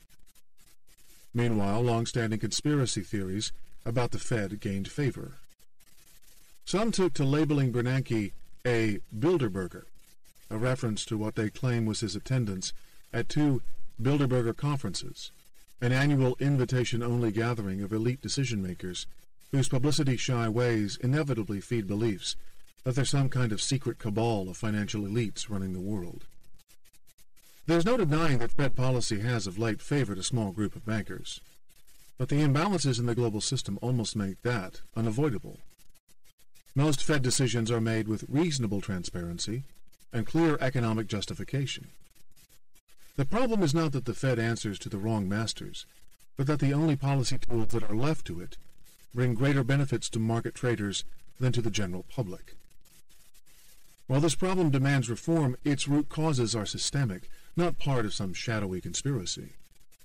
In any reading of the history of crises and market panics in the late 18th and early 19th century, when America did not yet have a central bank, makes a strong case against the extremists who want to do away with the lender of last resort. Still, this was the most difficult and divisive period for the Fed since the Depression. Even within the policy-setting Open Market Committee, divisions were strong. Inflation hawks such as Thomas Honig, Charles Plosser, and Richard Fisher, the presidents, respectively, of the Federal Reserve Banks of Kansas City, Philadelphia, and Dallas, worried that by buying treasuries the Fed was undermining its independence from the government, and that when the dormant cash stockpiles it had created made their way into the economy, domestic prices would rise uncontrollably. They made their differences public by dissenting against policy decisions at the Fed's Open Market Committee meetings. However, the committee was dominated by Bernanke, Vice Chair Janet Yellen, and the influential president of the New York Fed, Bill Dudley, who tended to favor the monetary activism arguments of the Doves, a group that would trot out reams of data to back their case. For 3 years after the crisis, the Core Consumer Price Index, or CPI, which excludes volatile food and energy prices, remained at or below the Fed's 2% target. And when the hawks retorted that American households still had to consume food and gasoline, and that when those prices were added back in, overall CPI inflation got as high as 3.9% in September 2011. The Doves just pointed to unemployment, which was for a long time stuck above 9%, far from the 5% number that's loosely assumed to signify full employment. Thus they could argue that the Fed was falling short of its dual mandate, which required it to promote not only price stability, but also full employment. And in any case, by year-end, declining commodity prices had led the headline CPI back down toward the core number. This all fed into the Fed chairman's view of what was happening, a view informed by his own PhD dissertation, which centered on how the Fed had prematurely tightened monetary conditions during the Depression. Bernanke was mindful of repeating those mistakes. Regardless of who was right, the Fed entered the second half of 2011 with no real bullets in the chamber. Meanwhile, The housing market was still depressed, with 4.1 million mortgage loans either in foreclosure or delinquent for more than 90 days, which in turn meant that consumers weren't spending and that businesses were either deferring hiring or reorienting their investments toward foreign markets and operations. The sluggish economy weighed on tax receipts, so the unresolved problem of the federal government's $14 trillion in liabilities was still that, unresolved. With budget deficits at record highs and Congress bitterly divided over how to reduce them, the Obama administration was, politically, hamstrung. The tense impasse over the debt ceiling in July 2011 and the hurried compromise that ended it simply further undermined business and consumer confidence and crimped growth. Standard & Poor's decision to strip the United States of its coveted AAA rating a week later provided a disturbing coda to the whole episode. One solution lay in providing more immediate fiscal stimulus, preferably geared toward infrastructure, while committing to longer-term cutbacks in Social Security and Medicare. But although that would have been a cheap option, record-low Treasury yields ensured that the government could borrow for 10 years at less than 2%, a rate below current inflation. The ultra-conservative Tea Party's hold on a Republican-dominated Congress made any talk of stimulus politically poisonous. So the Fed remained the last line of defense against economic decline. Although the more it tried and failed to revive the U.S. economy, the more ineffectual it looked. Many saw evidence of what Keynes called a liquidity trap, a state in which looser monetary policy can no longer stimulate demand. This was the same dilemma the Bank of Japan had faced for 2 decades. In a last-ditch effort, the Fed tried tinkering with the maturity profile of the assets it had bought to try to push down 30-year bond and mortgage rates to get people to invest and buy houses. It also made it explicitly clear that it planned to hold rates steady for 2 years. And yet, notwithstanding a surprise drop in the unemployment rate in November, December, and January, the rate of hiring remained abysmal, and housing prices wallowed. Ben Bernanke had inherited one of the most thankless jobs in the world. The mismatches in the global economy were a key cause of central bankers' headaches. The excess of manufacturing output from China continued to flow out into the world and breed deflationary pressures, especially in the debt-ridden advanced economies of Europe and the United States. In this unbalanced state, the dollar's reserve currency status worked like a toxic drug in the latter stages of 2 junkies' shared addiction.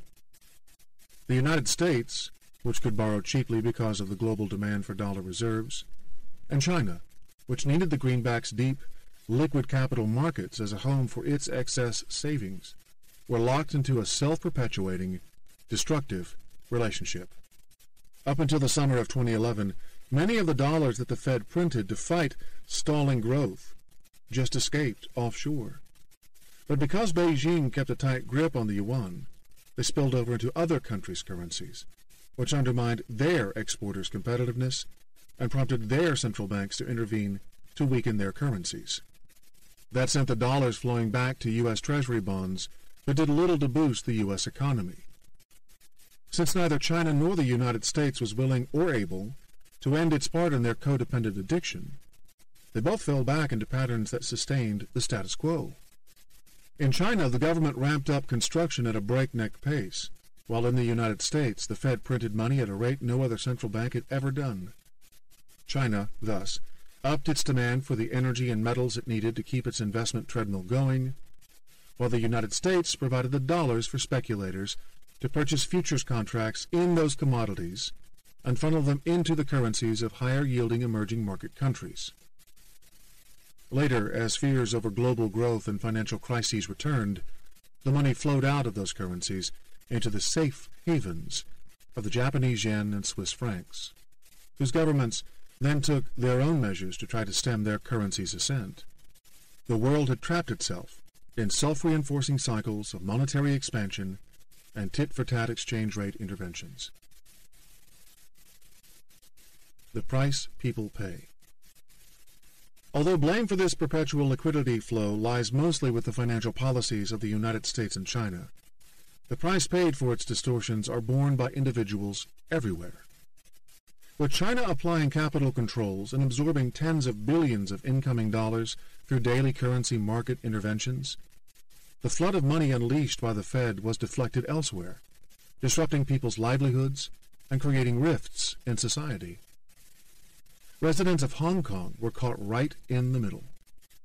Uniquely, their territory functions as a gateway for investment and trade flows in and out of the booming Chinese economy, but has a currency, the Hong Kong dollar, that's rigidly tied to the U.S. dollar under a strict currency board arrangement.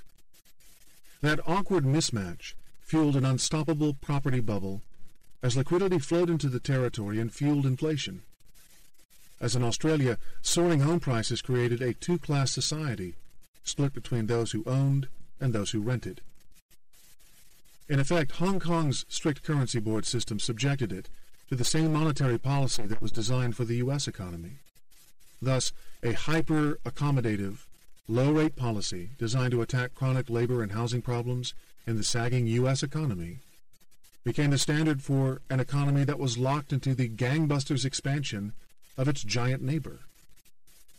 And the dramatic opposite of what was needed in a boom, Hong Kong bank accounts paid virtually zero interest, and the Hong Kong dollar depreciated in lockstep with the U.S. dollar.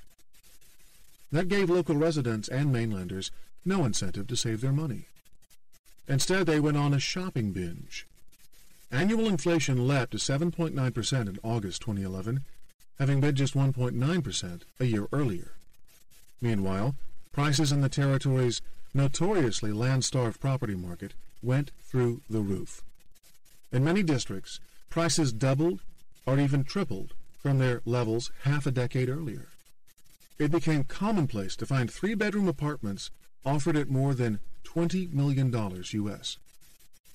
By March 2011, one street in Hong Kong's exclusive Peak District was fetching $8,689 U.S. per square foot, the highest price in the world. Although Hong Kong rents didn't keep up with property prices, by September 2011 they had gained 50% from 2.5 years earlier. This meant that retailers who rented from Hong Kong landlords faced sharply rising costs at the same time as their customers saw their Hong Kong dollar earnings lose purchasing power. Bo Bu Lai, the owner of Squeeze Ltd., a small smoothie shop on the waterfront of the tourist district of Stanley, told me that just 1 year after she started operations, the owner of the building housing her small storefront jacked up the rent from $50,000 Hong Kong a month to $60,000 Hong Kong, about $7,690 U.S. for a space no bigger than 400 square feet. I can't raise smoothie prices, so that's money I've lost, she told me forlornly. This kind of pricing uncertainty is ultimately unsustainable, and sure enough, by the second half of 2011, Hong Kong's economy was showing signs of a slowdown. The bubble-like spillover from the fertile combination of China's boom and America's monetary expansion was not limited to this special administrative region of China. Cities and countries that produce the commodities sought by QE2-charged speculators and by Chinese importers became costly places to live and work, including in many emerging market countries. By early 2011, office space in Rio de Janeiro, a city surrounded by favelas, or shantytowns, was more expensive to rent than in New York City. And in Singapore's Sentosa Cove, a new canal-based housing development built on reclaimed land, average prices tripled between 2006 and 2010. When I visited, the place was abuzz with news that a single bungalow had sold to an undisclosed mainland Chinese buyer for $36 million Singapore, or $30 million U.S. in 2011 exchange rates. Many of the Cove's properties were left unoccupied by their well-heeled foreign owners, who took advantage of the fact that this was the only place in Singapore where non-residents could legally own land. But that was only creating more of a bubble in prices, as it left less space available. In what sounded like a dangerous case of bubble thinking, local real estate agent Marcus Tay explained that most of the big-spending homebuyers in the Cove were investing not to live there, nor to earn rental income, but for capital appreciation. This abiding belief that an asset's price will rise not because of its earning power, but because it is destined to do so, is one of the most dangerous an investor can have. It's what fueled the U.S. housing bubble, and here it was appearing 3 years later on the other side of the world, spurred once again by excess liquidity in the international financial system. The fix is in. Understanding the economic impact of this bubble-inducing mentality would not be complete without a deeper look at the gold market. As with buying a Sentosa Cove house that you'll never occupy or never rent out, investing in gold does not yield any income per se. Unlike bonds, which earn interest, and shares, which receive dividends or at least have a claim on corporate profits. And whereas oil, wheat, copper, and other such commodities are intended for a defined end purpose, gold has few practical applications beyond its aesthetic appeal. Some of it is purchased for the kind of items carried into Rani Rubinov's pawn shop. A large amount is used for dowries in India, for example, a country that accounts for more than 20% of the world's consumer demand for gold. But much of it remains in the same form it takes after it leaves the refiners to whom Rubinov sells his pawned jewelry. It is melted down into 24-karat gold bars, each of uniform good delivery size and weight, serialized and stored away in the vaults of large banks. There the gold changes ownership frequently but rarely sees daylight. It serves no useful purpose for either the owner or society as a whole, other than to simply exist and act as a store of value in the collective imagination of the global marketplace. Unless a gold investor is convinced we are returning to the gold standard, or that all paper currencies will literally become worthless and unwanted, and is willing to wait for that outcome, he or she will need to convert the gold back into a fiat currency before buying something with the proceeds of that investment. Gold has little intrinsic value beyond what investors assign to it under the circular argument that it has always held value throughout history. There's nothing wrong with that view. All markets are an abstraction from the underlying reality in which the traded item actually exists. But when the rising price of gold becomes the most high-profile indicator of investors' mistrust in global economic policymaking, it's worth remembering that a bet on the precious metal is founded on the same logic applied by buyers of high-end Singaporean real estate. It will go up because it will go up. Such a mindset is a fundamentally flawed way to approach investment. Gold's appeal as a de facto currency lies in its exchangeability as a pure commodity. In this way, investing in it is actually very different from buying property in Sentosa Cove, where the variability of architectural design, structural details, and location add valuation risks. There's just one universally recognized daily price for 24-karat gold. Unlike crude oil, which has more than one benchmark depending on which futures market you're trading in, the price of gold is always anchored to what is agreed on at 10:30 a.m. and 3 p.m. every trading day in London by the 5 banks that belong to the London Gold Market Fixing Ltd. At those times, officers from Barclays Capital, Deutsche Bank, HSBC, Société Générale, and the Bank of Nova Scotia confer to decide upon a price based on how intraday demand and supply factors have functioned until then. Though the banks charged with this role have changed, this routine has existed since the first gold price fix at 10 a.m. on September 12, 1919. The ritual would be a quaint anachronism in an era of electronic trading where prices are kept up to date in milliseconds, except for the fact that the whole world still pays attention to it. Although gold prices change throughout the day, the London fix is the one against which all physical transactions are referenced. Whether it's the price of a necklace sold in New York's Diamond District, the cost of a truckload of ore in South Africa, or the daily valuation of the International Monetary Fund's 2,800 metric ton holdings of bullion, the gold price set by those 5 bankers in London is the basis for the calculation. The simplicity of the London fix fosters a sense of order and confidence in the market. Although the system could in theory fall into oligopolistic control, checks and balances from the intraday trading records minimize the prospect of a pricing conspiracy. Instead, what people pick up on is the tradition. Having a single, universally recognized benchmark helps breed confidence in gold's status as a pure commodity, which in turn makes it an almost perfect substitute for money, were it not for the fact that it isn't legal tender in most countries.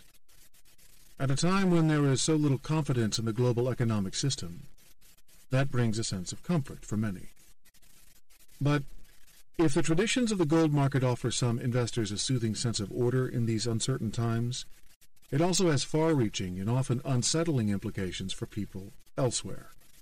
Lust for gold can turn lives upside down, just as it did during the European conquest of the New World.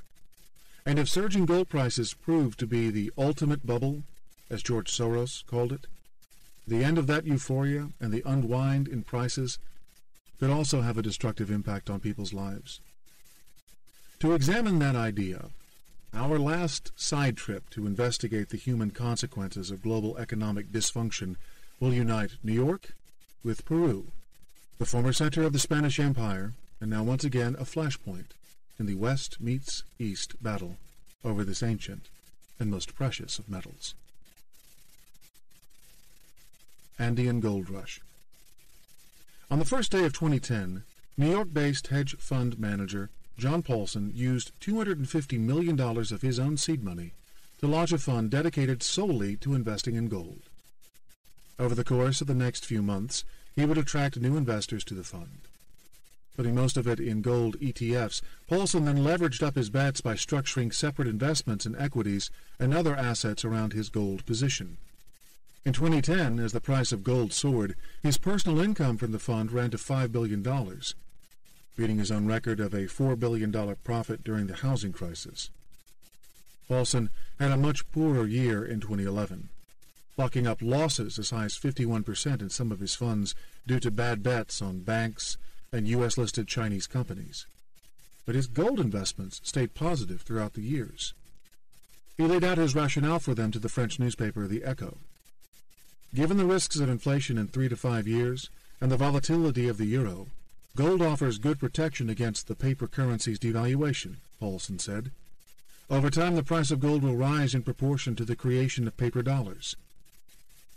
Paulson was articulating the dollar-bearish views of many individual investors, and it seemed many agreed with him.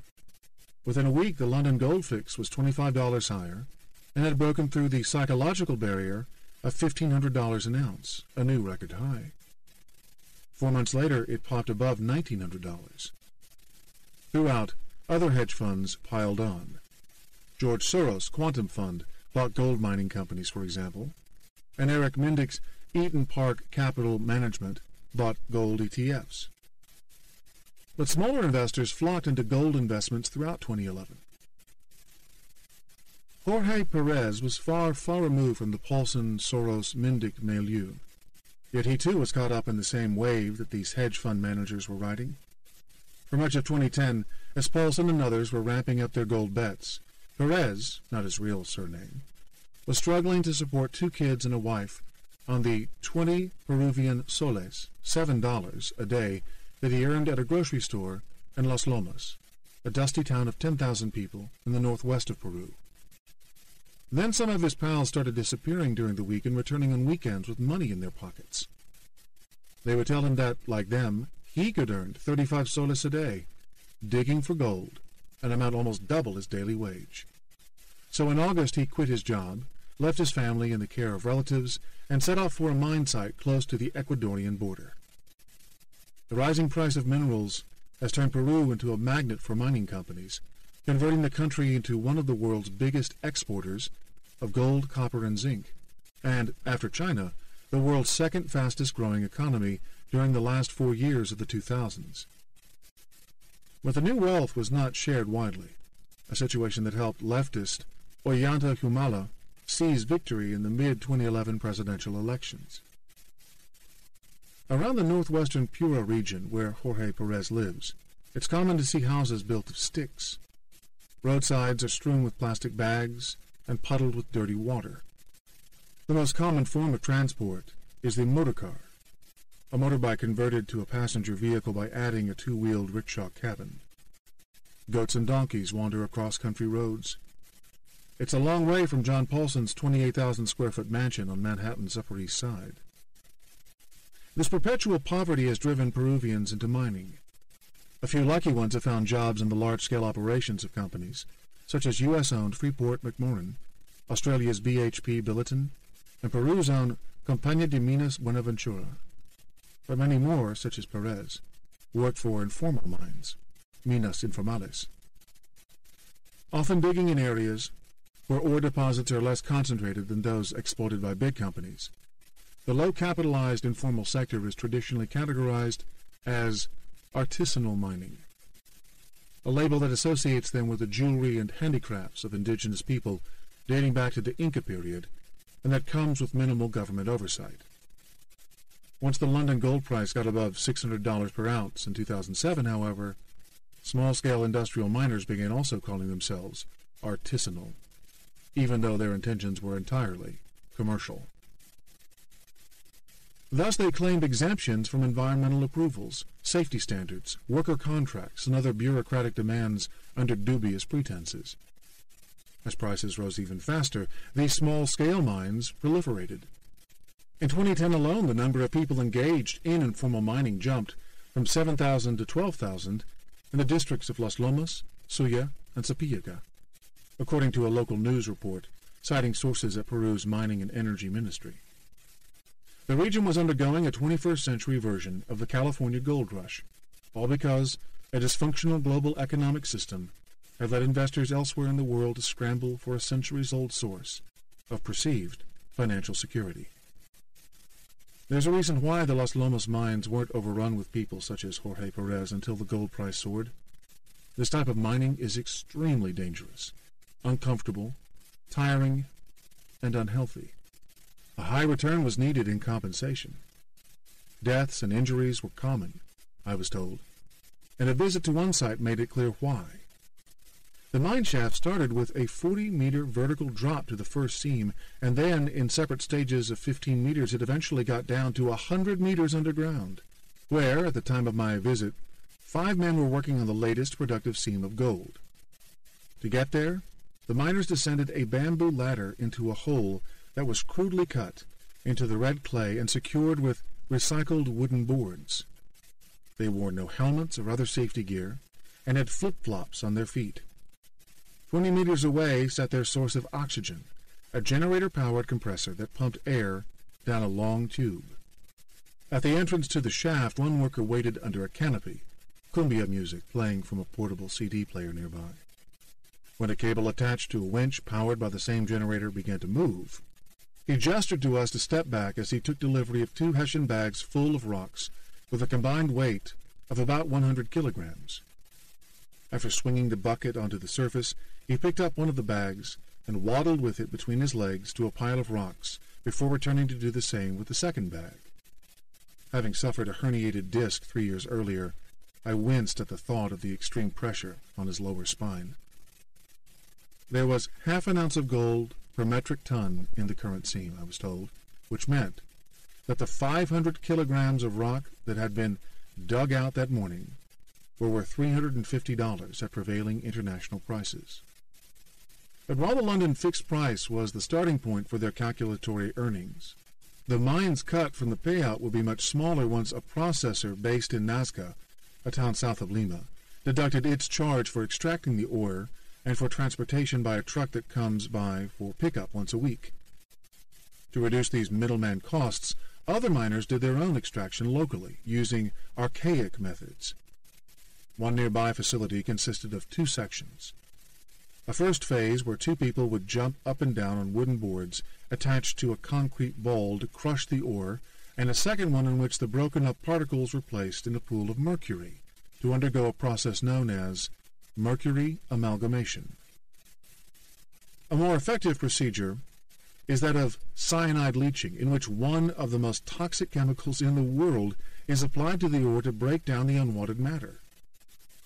It was used in various poorly maintained plants in Los Lomas. Both methods exposed the workers and the environment to noxious chemicals. I asked Perez what it was like underground, in the dark, narrow mine shaft in which he spends 12 hours a day with only 2 breaks, all in return for 35 soles. Bonito, the taciturn miner replied. Beautiful. He said it with a blank face that made it impossible to tell whether he was being sarcastic. After just 6 months on the job, Perez's body already showed the effects. Short but muscular, with leathery skin, he had scars across his arms and legs and looked a lot older than his 27 years. I couldn't help but think of the Western Australian FIFO workers and the $160,000 salaries they earned, driving air-conditioned trucks with safety sensors trained on their eyes. By comparison, this part of Peru was 2 centuries in the past.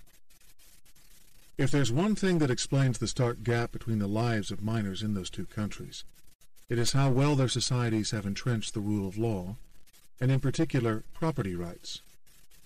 Despite their faithful adherence to the institution of the London Fix and the international gold market, most other aspects of Peru's informal mining operations shunned the use of officially institutionalized rules. Ownership seemed ambiguous. In Los Lomas, the mines were on land controlled by an indigenous group, so a cut was typically negotiated for a comunitario, a community representative, who would take a passive partnership stake. Beyond that, settling the question of who would have first mining rights tended to follow might is right rules. Violence and power imbalances are ingrained in the system. The mine I visited was owned by the mayor of Los Lomas, the staff told me. Yet it was, like all the mines, essentially illegal. There was no way these industrial activities should qualify for the artisanal exception, but they operate without environmental protections nonetheless. They also exploit workers and pay no taxes. The whole lawless enterprise is fundamentally dangerous and destructive.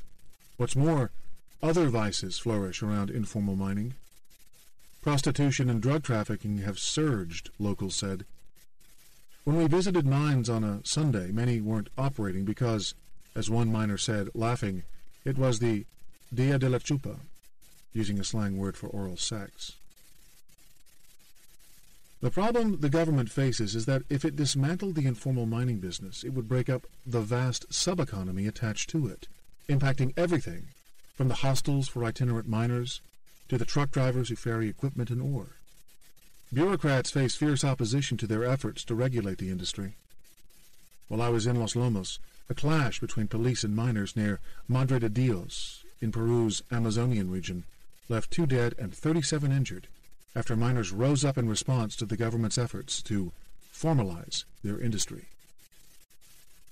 There is also rising antipathy toward the miners among other land users.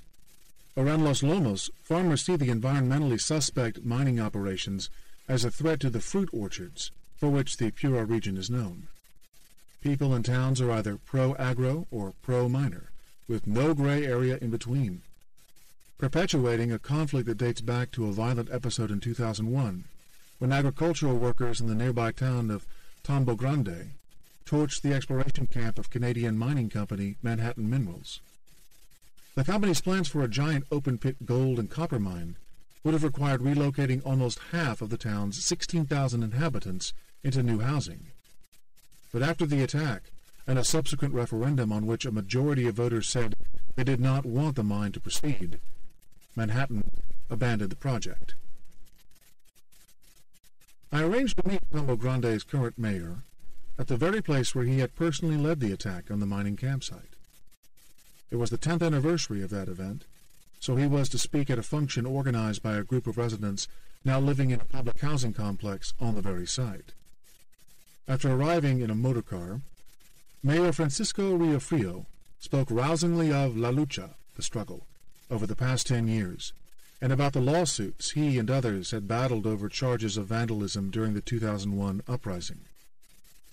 If there was violence and arson, it was not the fault of the Tambo Grandinos, because they were the ones who had invaded us, Riofrio said. of the mining company.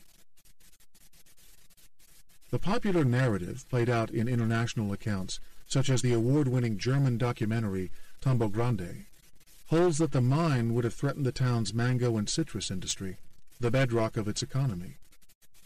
Ever since, politicians in the town's immediate surroundings have routinely declared themselves 100% agro and anti-miner. When I visited, houses in the town were painted with ads and slogans for the upcoming congressional and presidential elections, and the most prominent ones were those of the agriculture power, which bore the symbol of a lemon so that illiterate voters could identify it. Yet for all the political mileage that Mayor Rio Frio and others derive from their struggle against mining, his town is dirt poor.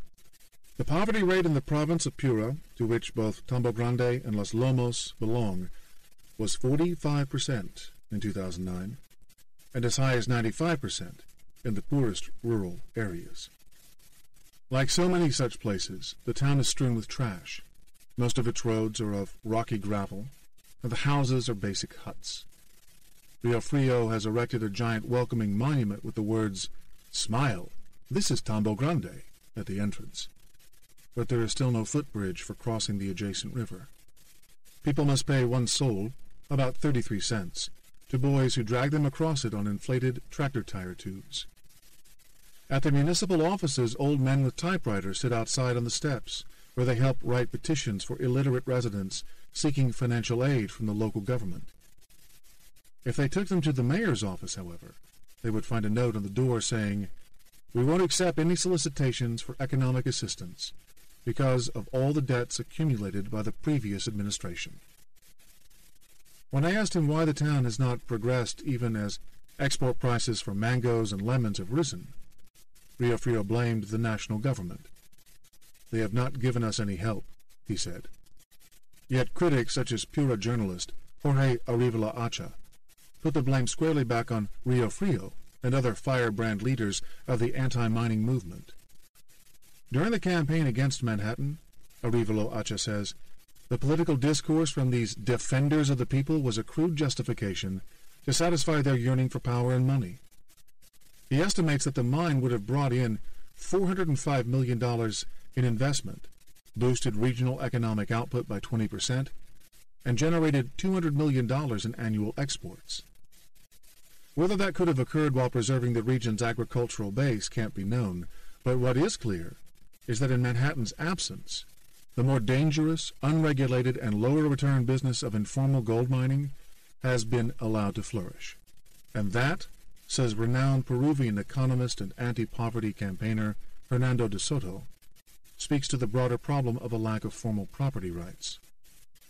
Without proper title to their property, de Soto says, local landowners in places such as Piura are at a disadvantage when they negotiate with big Western companies, so they instead gravitate toward deals with informal miners.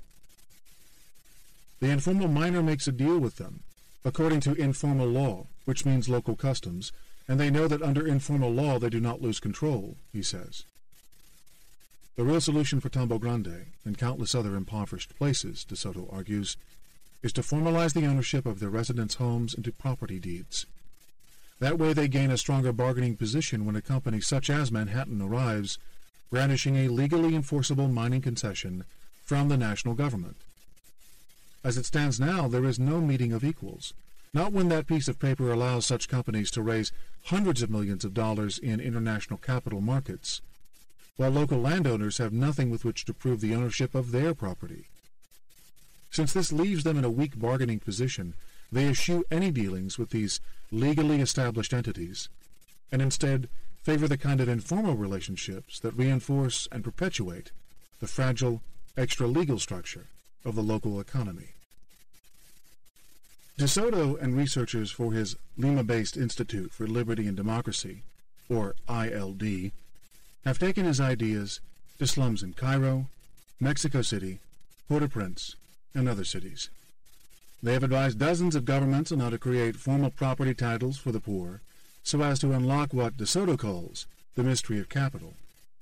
The key, according to his vision, to why capitalism has succeeded in developed countries such as Australia, but failed in underdeveloped places such as rural Peru. Not only do property rights generate capital via mortgages and other forms of collateral, but they also collectively and organically form a vast legal framework that strengthens societies, facilitating taxation, regulation, and an efficient and accountable state.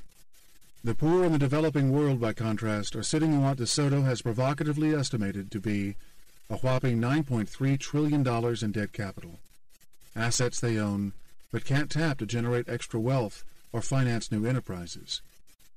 That late 1990s estimate, if accurate, would surely be far higher now. Despite some progress with ILD's land titling programs, the gap between those operating within the bounds of legalistic Western economic structures and those in extra-legal economies in the developing world remains wide and growing. Worse, DeSoto says, the latter group's alienation from the wealth generated in the West and by titled urban elites within those developing countries is growing because central banks, led by the Fed, are pumping money into a dysfunctional global financial system. That flood of cash is obtained by financial institutions in return for titled, pledged property, in this case, financial securities, before they channel it into food, energy, and minerals markets, where it inflates prices. This then foments what DeSoto calls a worldwide land grab, as investors seek out new sources for those commodities in resource-rich countries inhabited by poor people without land titles. Whether it's the Chinese or big agro-industrial companies, they are all buying up land in Africa, in Latin America.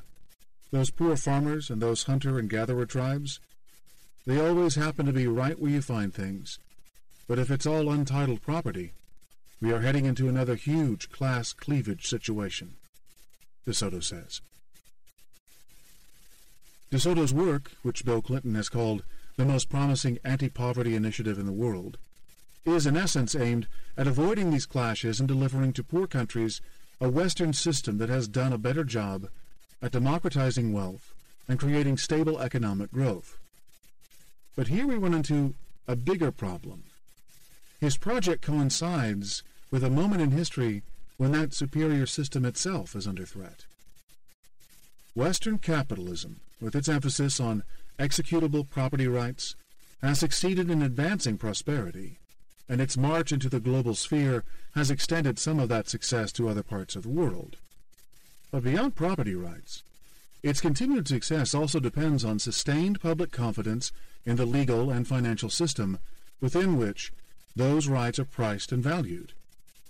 That trust is now in serious jeopardy, precisely because many who thought they had secure rights to valuable property, such as U.S. real estate or Wall Street-issued CDOs, later learned that they were worth a lot less than they'd been told.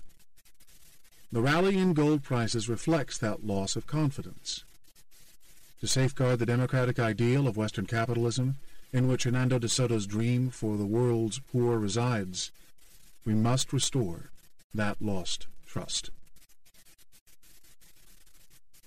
Chapter 10. What is to be done toward a less tumultuous world?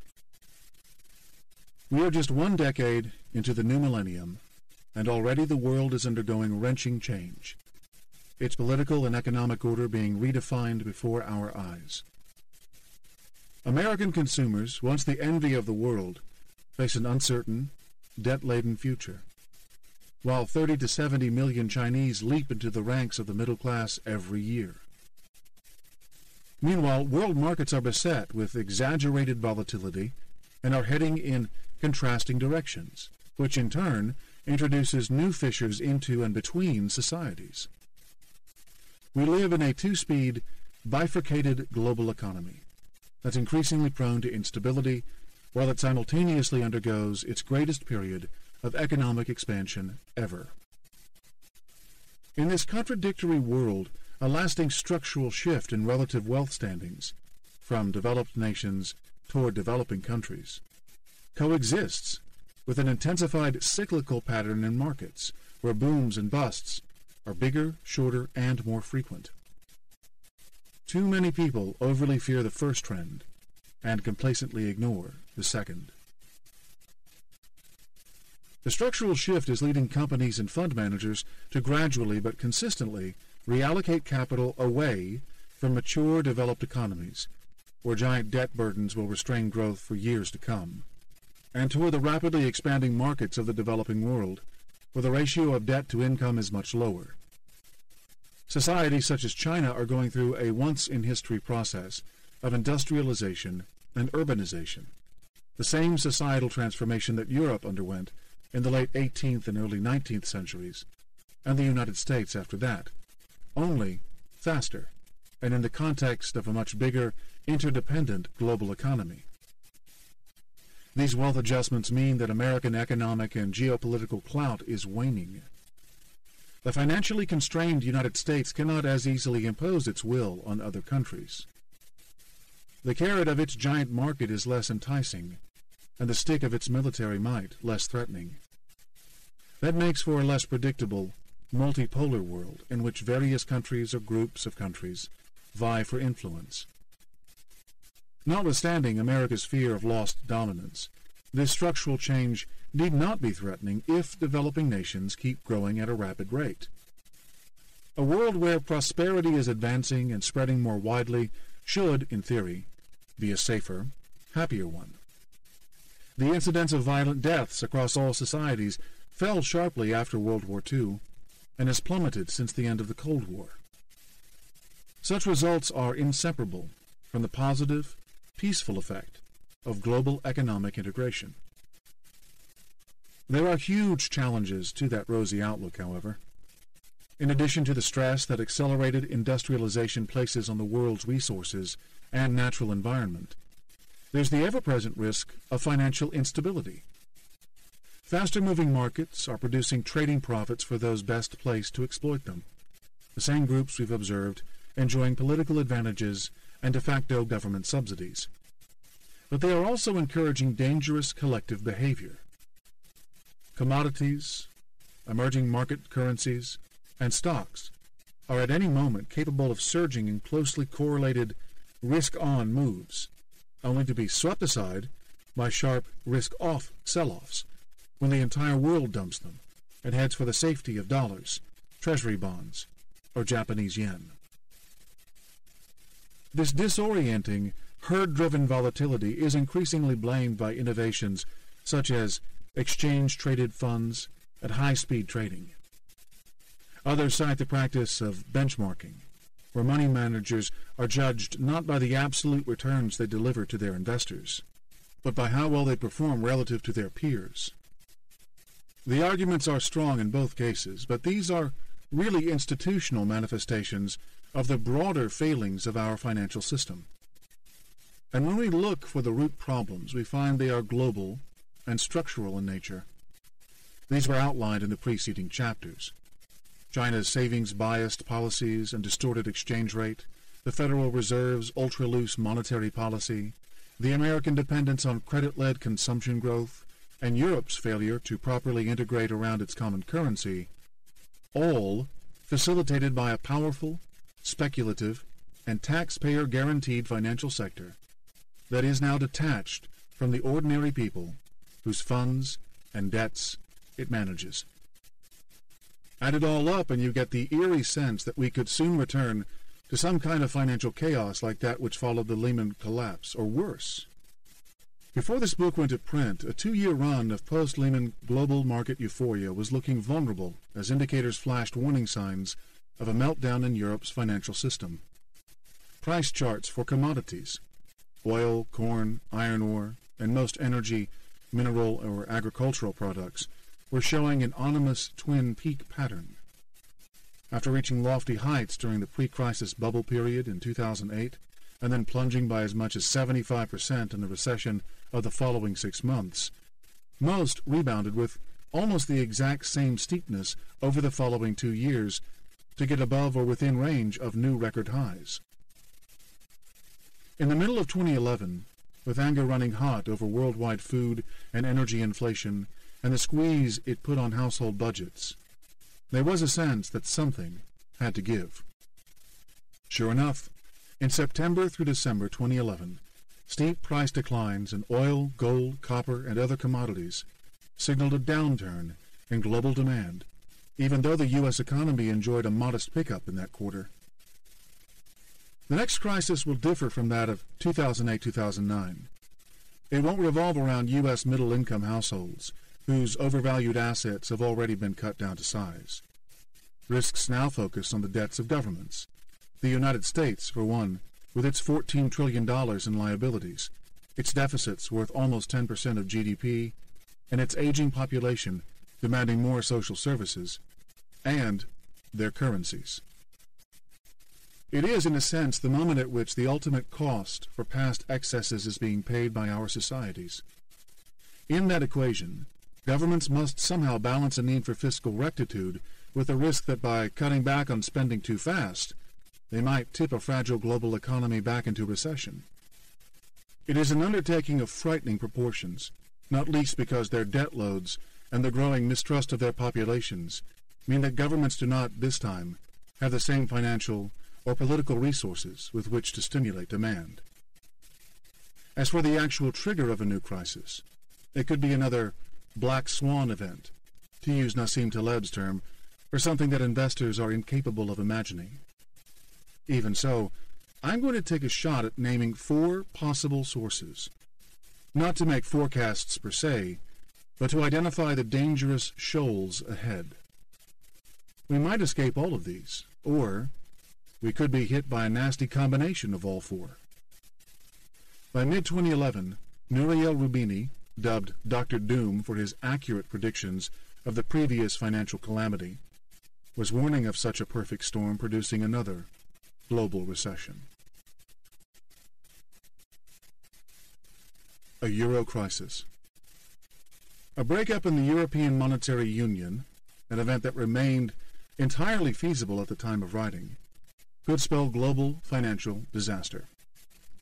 There would be a flood of defaults and bankruptcies, giant losses for the world's banks, and quite possibly a breakdown in the global trade and payment systems, a prospect made more likely because of the disproportionate role that European banks play in financing the world's exporters and importers.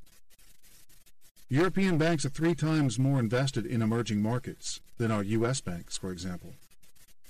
With a pullback seen in late 2011, those countries are starting to hurt. A complete crisis would reverberate around the world even more than Lehman's collapse did. The extent of the damage would depend on whether there is a partial or full breakup of the Eurozone. But even if only Greece were to leave, the ramifications would be profoundly painful and far-reaching. That said, deciding to actually exit the Eurozone will throw up a logistical and political nightmare for the government in question. Chad Wazilenkov, the CEO of Fortress Paper, which produces the security paper used in around 10% of all euro banknotes, and in a dozen other currencies, says it typically takes up to 4 years to design, manufacture, print, distribute, and circulate a new currency. Governments need that time to come up with banknotes that can't be easily counterfeited by the high-tech organized crime syndicates that are by now well ahead of the technology that was used for the Eurozone's previous national currencies before 1999. In a frantic rush, they could perhaps achieve the rollout in a year. But even that is 365 days too long. Since it is impossible to instantaneously replace all the euros in circulation with reissued Greek drachma, Spanish pesetas, or Italian lira, governments would have to take the extreme step of freezing bank accounts to prevent people from spiriting their saved euros away to Germany.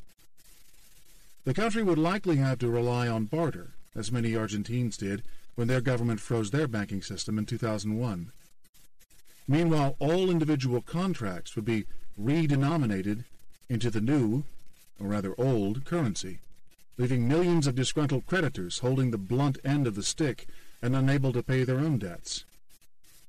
The financial and political chaos that Argentina experienced when it abandoned its quasi-dollarized currency in 2001 would be tame in comparison to that which Greece or Italy would suffer by getting rid of an overvalued currency that's completely embedded in their economy.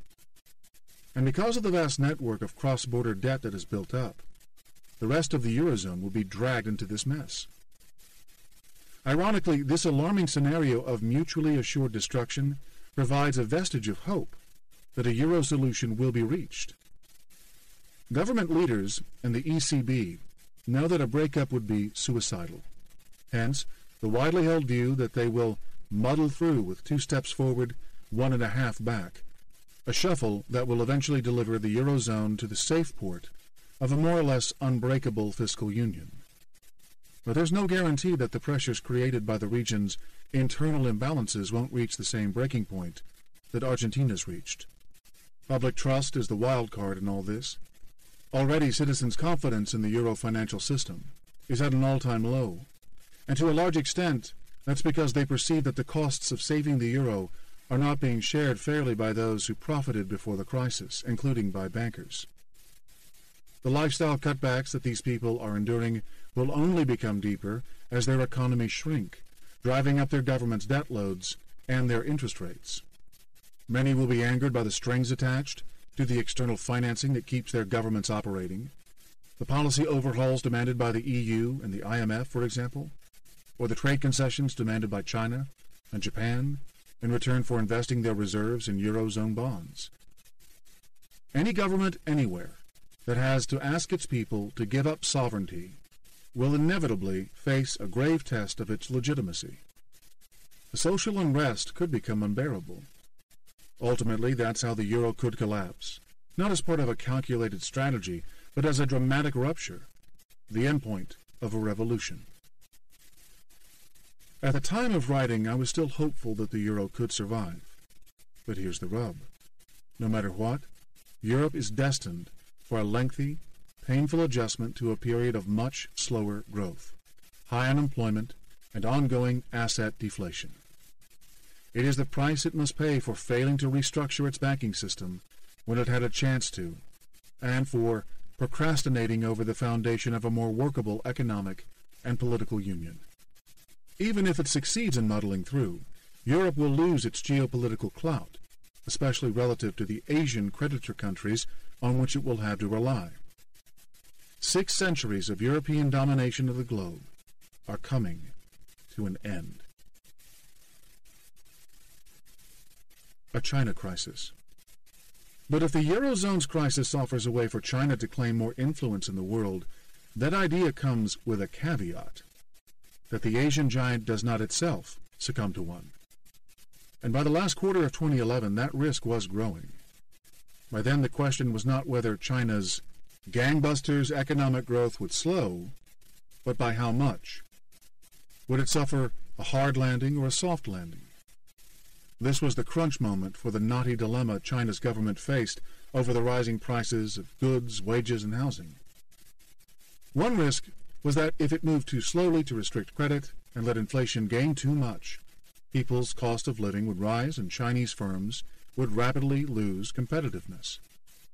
The other was that if the central bank tightened monetary conditions too fast, jobs growth would slow.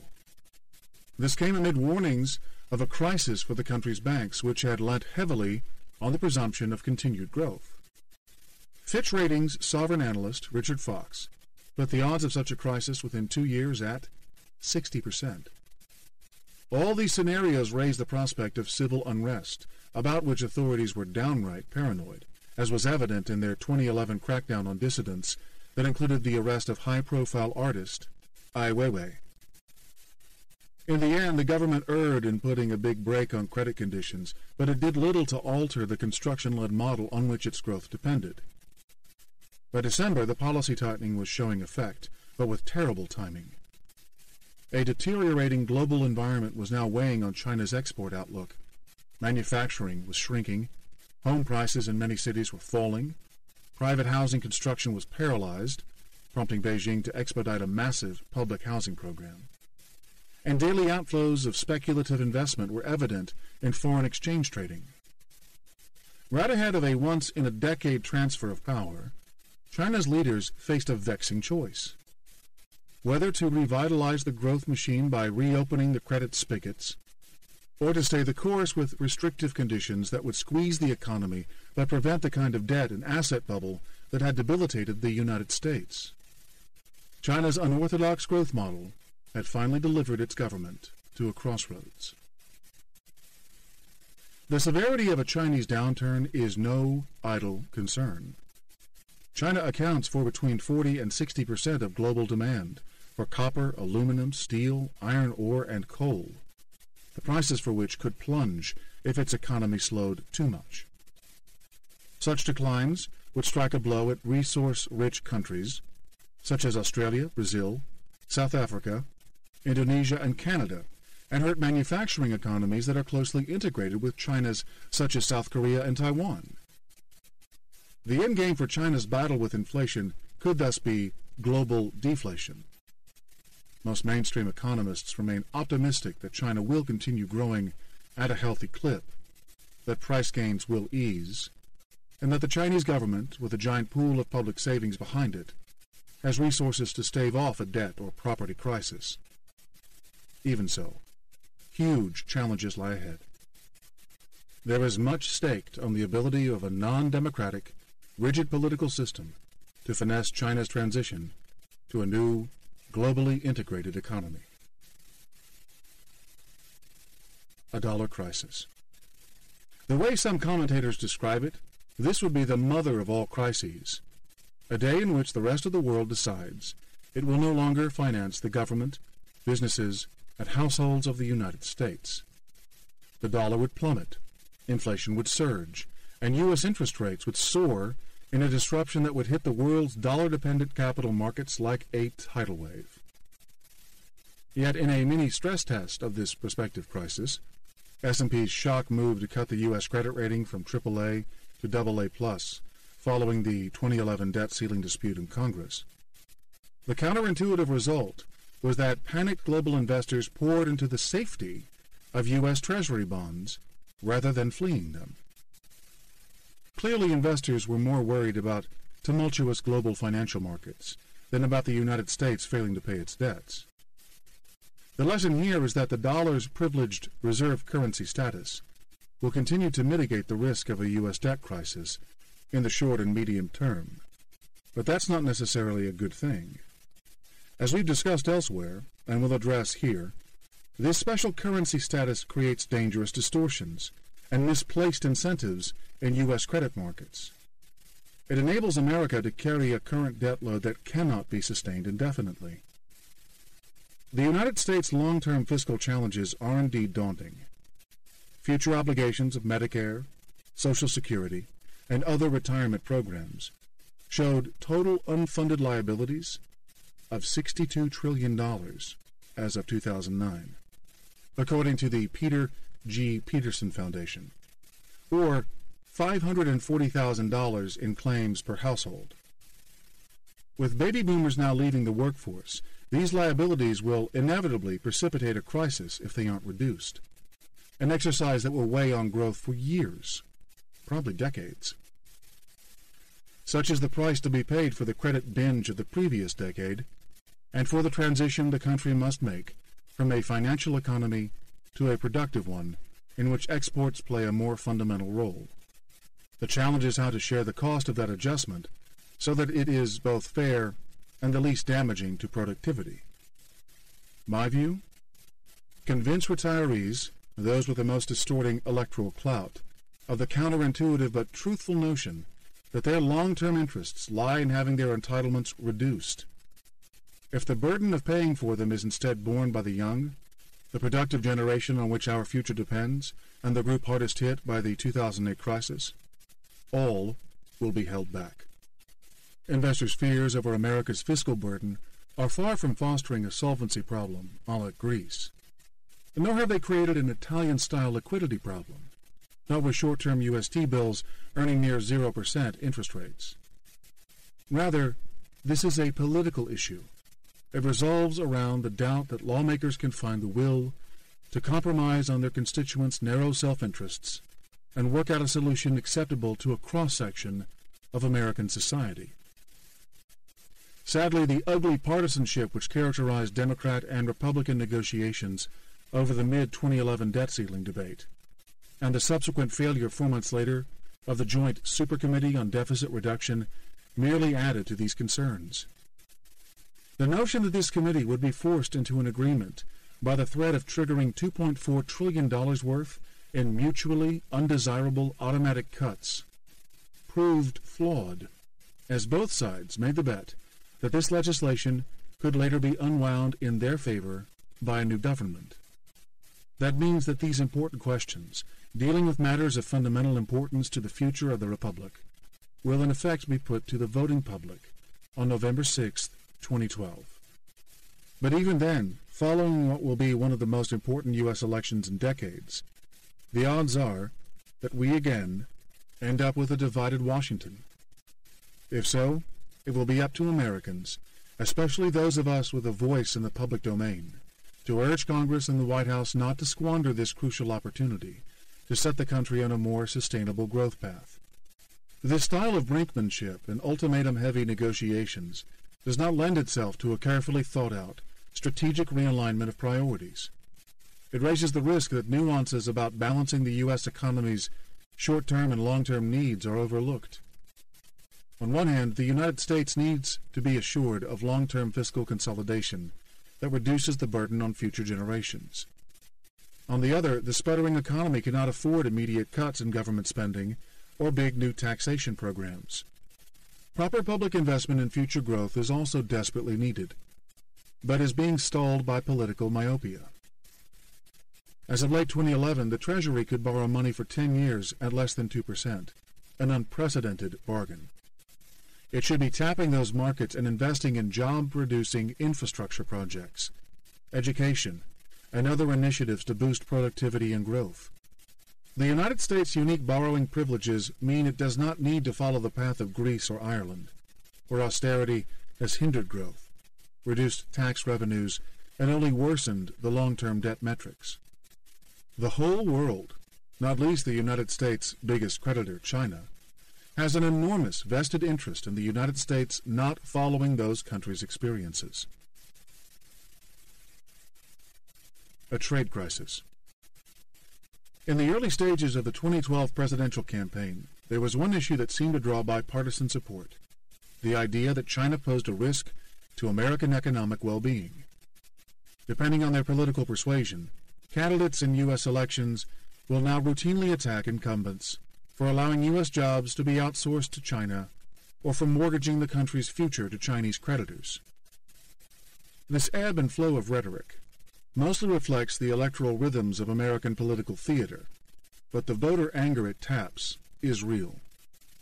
If either country were to go a step further and impose stiff protectionist measures against the other, perhaps triggered by the United States formally labeling China a currency manipulator and curtailing Chinese access to its markets, as a Senate bill that passed in October 2011 with a 79-19 majority would have it, we would run the risk of tit-for-tat sanctions. That could do enormous damage, not only to bilateral relations but to world trade in general. It's conceivable even that China would embark on a form of financial warfare and instruct its central bank to use its massive reserves as a weapon by dumping U.S. Treasury bonds en masse. Eventually, domestic inflation will eat into China's trade advantage and resolve these tensions. China's current account surplus shrank quietly but considerably in 2011, a result Beijing used to argue that the yuan was nearing fair value and that it was doing its part in global rebalancing. Yet the gross imbalances in its trade relationship with the United States remained near record levels, and by various other measures the yuan was still heavily undervalued. Inevitably, the slow cycle of economic adjustment is not fast enough to meet the demands of a short political cycle.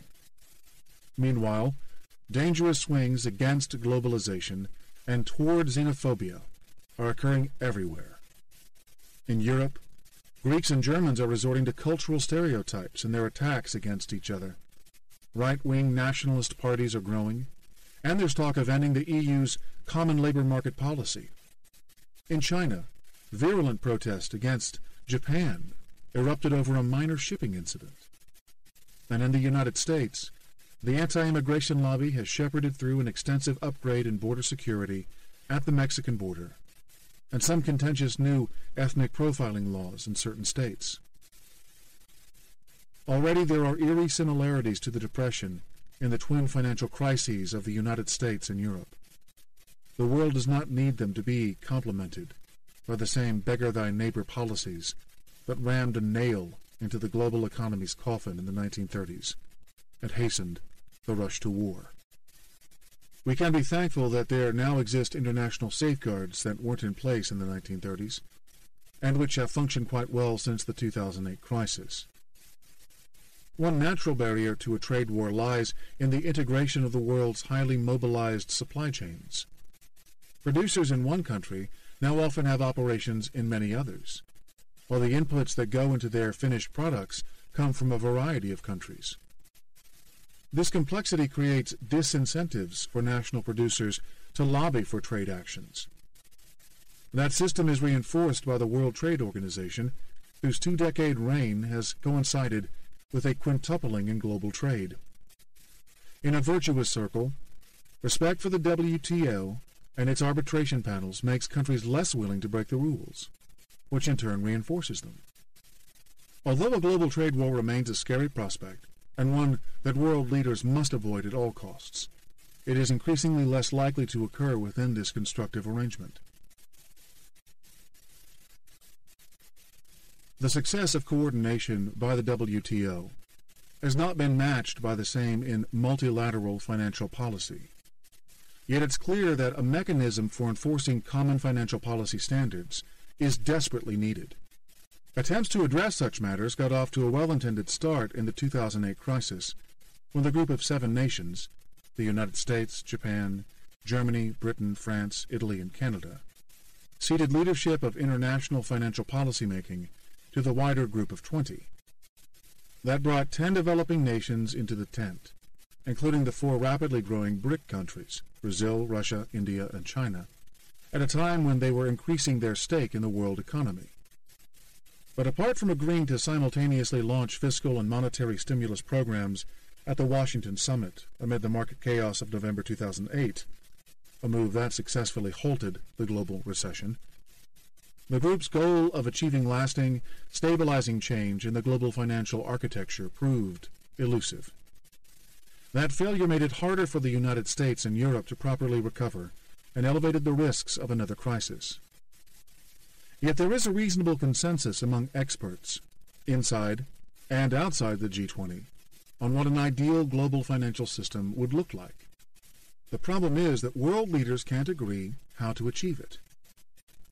The central objective is a global economy in which prices best reflect competition for goods and resources, and are distorted neither by private monopolies nor by government intervention.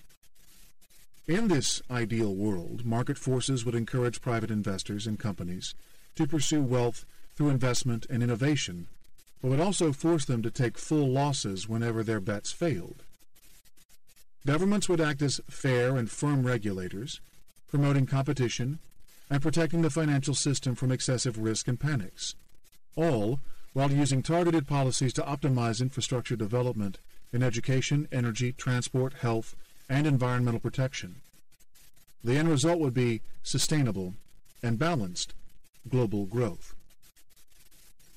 In line with these principles, I lay out next some of the themes that I believe would shape a reform agenda for the international financial system.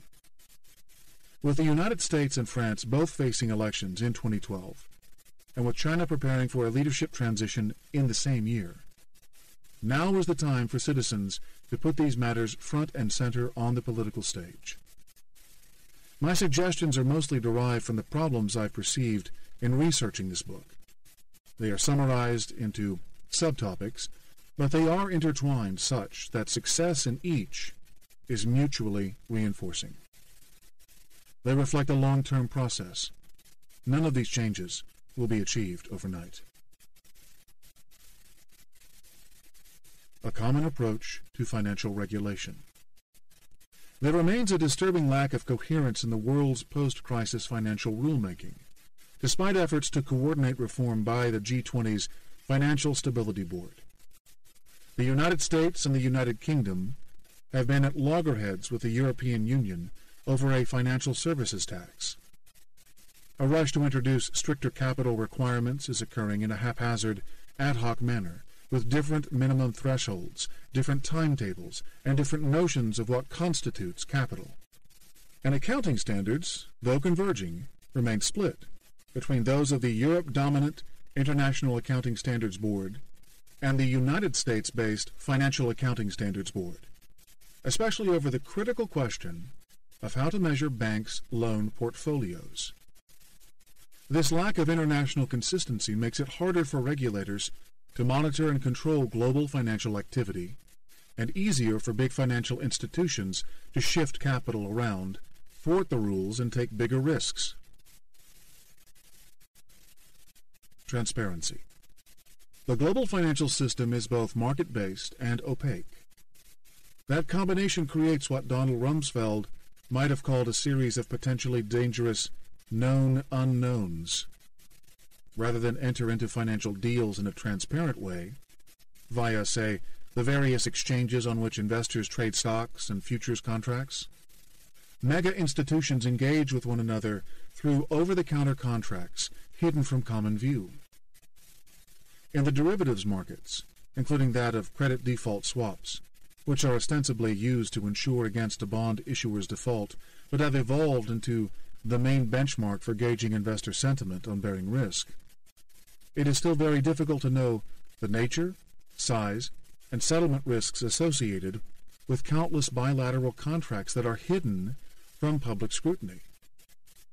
The fear is that if we get a credit event, such as major Eurozone sovereign default, contracts will be triggered en masse, unleashing a wave of defaults that lead to systemic contagion. Because of this, governments go to great lengths to prevent the contracts from being triggered. But that only means that the holders of CDS insurance lose faith in their ability to hedge their investments, and so unwind their bond holdings instead. Fear of a CDS meltdown is also used as another excuse to maintain the too big to fail doctrine. The market is dysfunctional. Transparency is the way out of this trap. Financial institutions that exploit the opaque nature of the market will see their profits decline, but that's of no concern to society. All swaps, options, and other contracts should trade on exchanges, and if they can't be standardized to do so, they should be banned.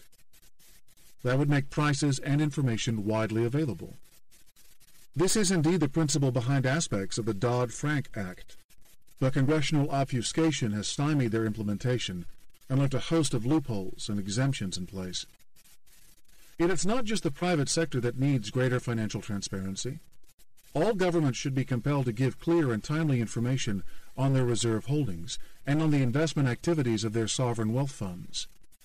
Global imbalances have turned these investors into the biggest movers of capital in the world. So it is extremely counterproductive for financial stability that countries such as China can hide their foreign securities purchases by channeling their activities through complicit money managers. Bodies such as the G20 and the IMF should be doing their utmost to force nations to submit far-ranging information on their external asset holdings and on internal asset markets such as housing. That would give both policymakers and investors a much clearer outlook and help diffuse the threat of future crises. Cutting banks down to size. There's widespread acknowledgement of the need to end the systemic risks that arise when banks are so big that they can't be allowed to fail. But the preferred solution is wrong-headed, in my view. Governments are adopting Dodd-Frank-style resolution authority regimes that allow regulators to wind down the assets of such banks when their failure to meet liabilities threatens market contagion. Yet, in addition to the problem posed by human discretion in what is inevitably a politically fraught exercise, huge questions remain over how to wind down institutions that operate across borders. If a U.S.-owned bank's foreign operations must be taken over, whose taxpayers would foot the bill? Those in the United States or those in the foreign country? Citibank is a $1.8 trillion company in 171 countries with 550 clearance and settlement systems. One regulator at the Fed told the National Journal. We think we're going to effectively resolve that using Dodd-Frank? Good luck. Ideally, the world would create a multilateral global resolution authority that would require a giant pooling of tax revenues. Good luck with that, too. A simpler solution is for all countries to agree on an equivalent capital surcharge for banks that are universally recognized as systemically important financial institutions. The goal would be to squeeze their return on equity so that they are incentivized to break themselves up, preferably along the lines of the old Glass-Steagall division between investment and commercial banking. Luckily for us, the Basel III Agreement already encapsulates such an approach. Governments should now embrace these rules, urge their parliaments to quickly ratify them, and agree to review them periodically with the prospect of tightening them if too big to fail remains a problem. Equal income opportunity. This is not a socialist goal. Quite the opposite. It's a plea to make the concept of a level playing field the central objective of government. Only when policies don't unduly benefit one class of citizen over another can the free market be allowed to efficiently allocate capital to the most productive members of society. A fairer, more evenly based set of rules will also reduce the frequency of credit-fueled bubbles and busts, as price gains will be founded on fair valuations rather than policy-induced market distortions. In the West, that means doing away with a range of unfair subsidies and tax benefits, most of all in the financial sector. Ending the implicit guarantee for too-big-to-fail banks will bring payouts to bankers down to more reasonable levels, as it will mean they face a risk of losses when striving for excessive commissions. Such gains could be undone in the United States, however, if proposals for a flat tax and/or a sharp reduction in the top income tax rates are enacted, as they would reward those who've benefited from the distorting policies of the past. That said, there are very different reasons to simplify the tax code and rid it of loopholes. In particular, there needs to be a reasonable distinction between income and capital gains so that hedge fund managers and other millionaires who make a daily living investing in securities markets aren't limited to an outrageously low 15% tax on their carried interest earnings. Alternatively, we could make sure that anyone in that tax category who earns income managing other people's money is held personally liable for losses. That would be the more drastic option, but it would be consistent with the principles of the capital gains tax, whose low rate reflects the fact that investors take a risk when they put their capital to work in the economy and should not be overly discouraged from doing so. Another worthy playing field leveling proposal comes from Paul Woolley, the director of the London School of Economics Center for the Study of Capital Market Dysfunctionality. He wants pension funds and other custodians of ordinary people's savings to impose limits on the frequency with which their brokers and external asset managers buy and sell securities on their behalf. Woolley has figured out how the constant churning of positions creates bubble-like momentum in asset prices, as fund managers who pay too much attention to a benchmark index and not enough to preserving capital engage in herd-like behavior. Rather than basing their decisions on fundamental valuations, these external money managers buy securities when prices are rising and sell when they are falling, all of which creates exaggerated market movements and delivers a river of unnecessary fees to brokers and traders. If Woolley's manifesto was widely adopted, it would drastically reduce the financial sector while saving pension funds and their working and middle-class contributors billions of dollars. All around the world, there is also a need for a more comprehensive approach to competition and antitrust policy aimed at ending the dominance of crony capitalists and monopolists. And everyone needs fair access to education, universal health care, and other forms of social welfare. This is of utmost importance in China, which must do away with inequities such as the hukou residency system, so that migrant workers have the same rights to public services and that their savings aren't trapped in a banking system that pays them confiscatory rates. Only then can China become the consumer society that the world needs it to be. Floating exchange rates. Many of the lopsided patterns in international trade laid out in the preceding chapters stem from uneven exchange rates and the misaligned incentives embedded into the array of currency regimes that replaced the Bretton Woods system. Unfortunately, in the age of currency wars, these distortions are now proliferating. We would all be better served if all central banks agreed to truly float their currencies, a goal that's asserted in every G20 communique, even though it's far from reflecting reality, and backed it with WTO-like enforcement. No more crawling pegs, such as China's managed appreciation, or dirty floats, such as Brazil's ad hoc currency purchases. Signatories would agree to let capital flow freely into and out of each currency, guarantee full convertibility, and forswear market intervention. Gold standard advocates will insist that their alternative, one of fixed nominal exchange rates, is a better solution, but I see their model as impractical and politically unfeasible in a world of fast-moving global capital and liberal democracies. A floating exchange rate pact would contain some exceptions to give a few central banks, including China's, time to adjust to the shock of capital flows, but only according to an agreed-upon process and time frame overseen by a multilateral body such as the International Monetary Fund. A new reserve currency. It's not fair to ask emerging markets to forego control of exchange rates without the United States giving up its own exorbitant privilege, the world's dominant reserve currency. Relinquishing that role will pose big challenges to the U.S. economy, as lenders will demand higher interest rates from Americans.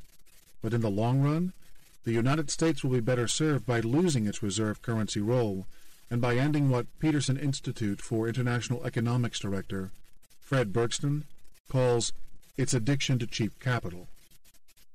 With Americans' debt too high and their savings too low, the strength of the dollar is no longer a measure of the health of the U.S. economy.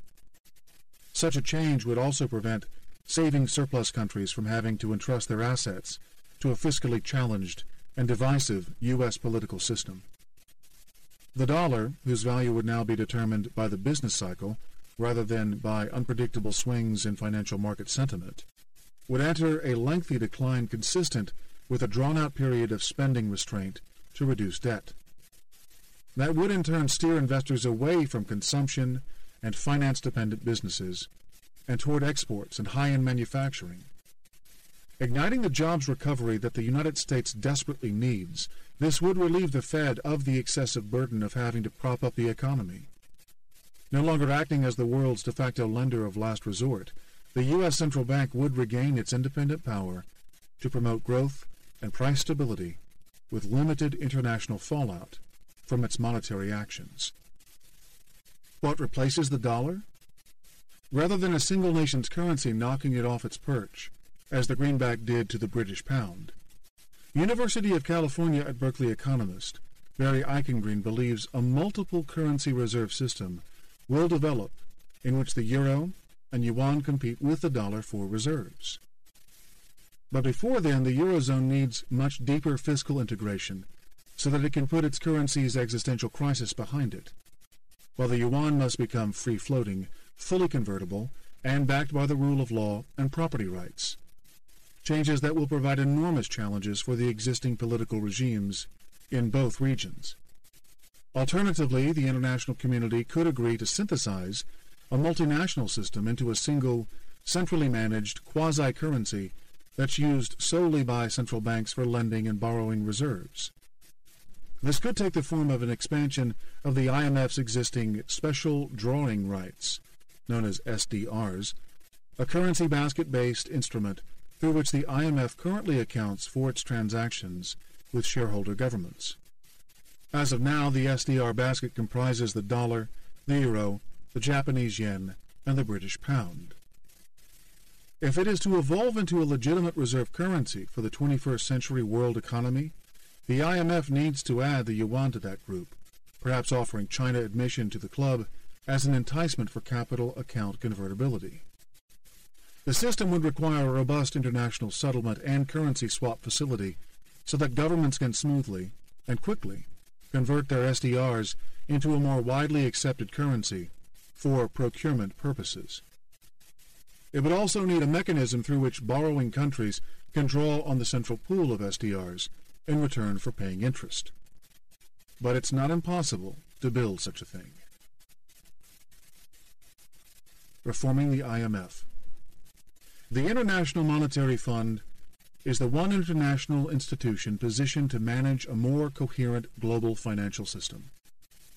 We need a more centralized institution to ensure that government-owned capital can flow to where it's most efficiently put to use and is not beholden to the geopolitical interests of large nations and their powerful means of influence, whether it's the United States and its reserve currency, or China with its savings pool dangling as a carrot before debtor nations.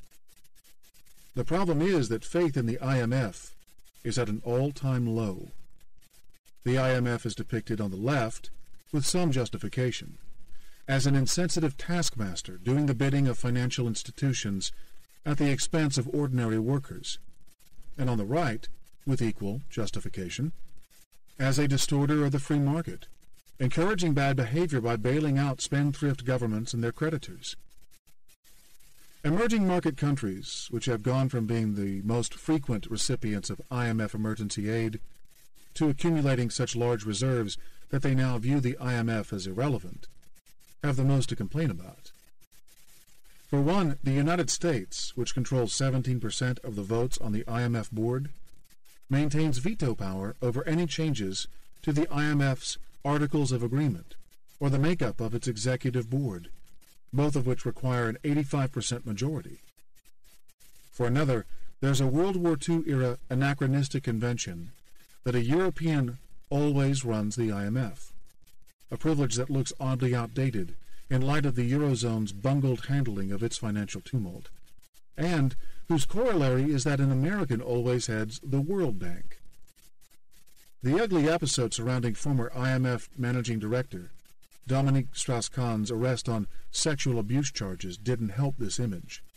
But it was made worse when Europeans pushed through another French official, Christine Lagarde, as his replacement, while emerging market countries lobbied unsuccessfully to give the job to Mexican Central Bank Governor Agustin Carstens. Until the United States and Europe give up their own excessive control over the IMF, it won't attract the store of trust it needs to forge a more effective role in stabilizing the world financial system. As it became clear in late 2011 that the IMF would have to become the ultimate lender of last resort for the Eurozone, taking over a bailout and structural reform program that the 17-member countries were unable to manage on their own, this lack of true international solidarity would hinder the fund's ability to act. China and the other BRIC countries were reluctant to commit to multi-billion-dollar contributions to the IMF, as was the United States, and yet without access to their vast savings pools, the IMF's resources will be insufficient to backstop an economy as big as Italy's. If the rest of the world wants the BRICS to put in more money, they will need a bigger role in running the IMF. International financial governance. The top G20 objective has from the outset been to rebalance the global economy, to achieve what Bank of England Governor Mervyn King calls a grand bargain, so that countries with a large current accounts surplus, read China, promote more spending, while deficit countries, read the United States, save more. To that end, the G20 created the Mutual Assessments Process, known by the acronym MAP, and charged the IMF with evaluating member countries' fiscal, monetary, and microeconomic policies. The IMF would decide if they were contributing to global savings and spending imbalances and recommend changes.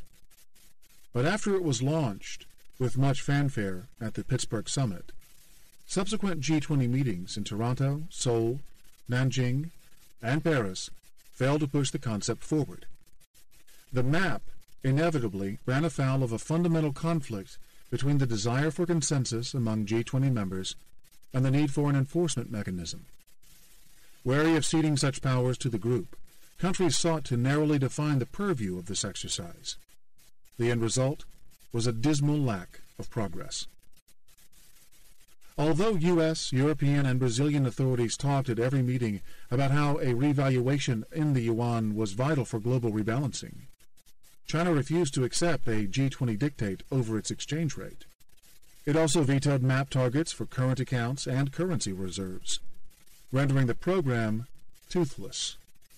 And on the other side of the G2 relationship, Washington's unpredictable approach to fiscal management and the Fed's hyper-loose monetary policy did their own damage, as China and other countries felt they were simply paying for America's profligacy and so became disinclined to cooperate with U.S. demands.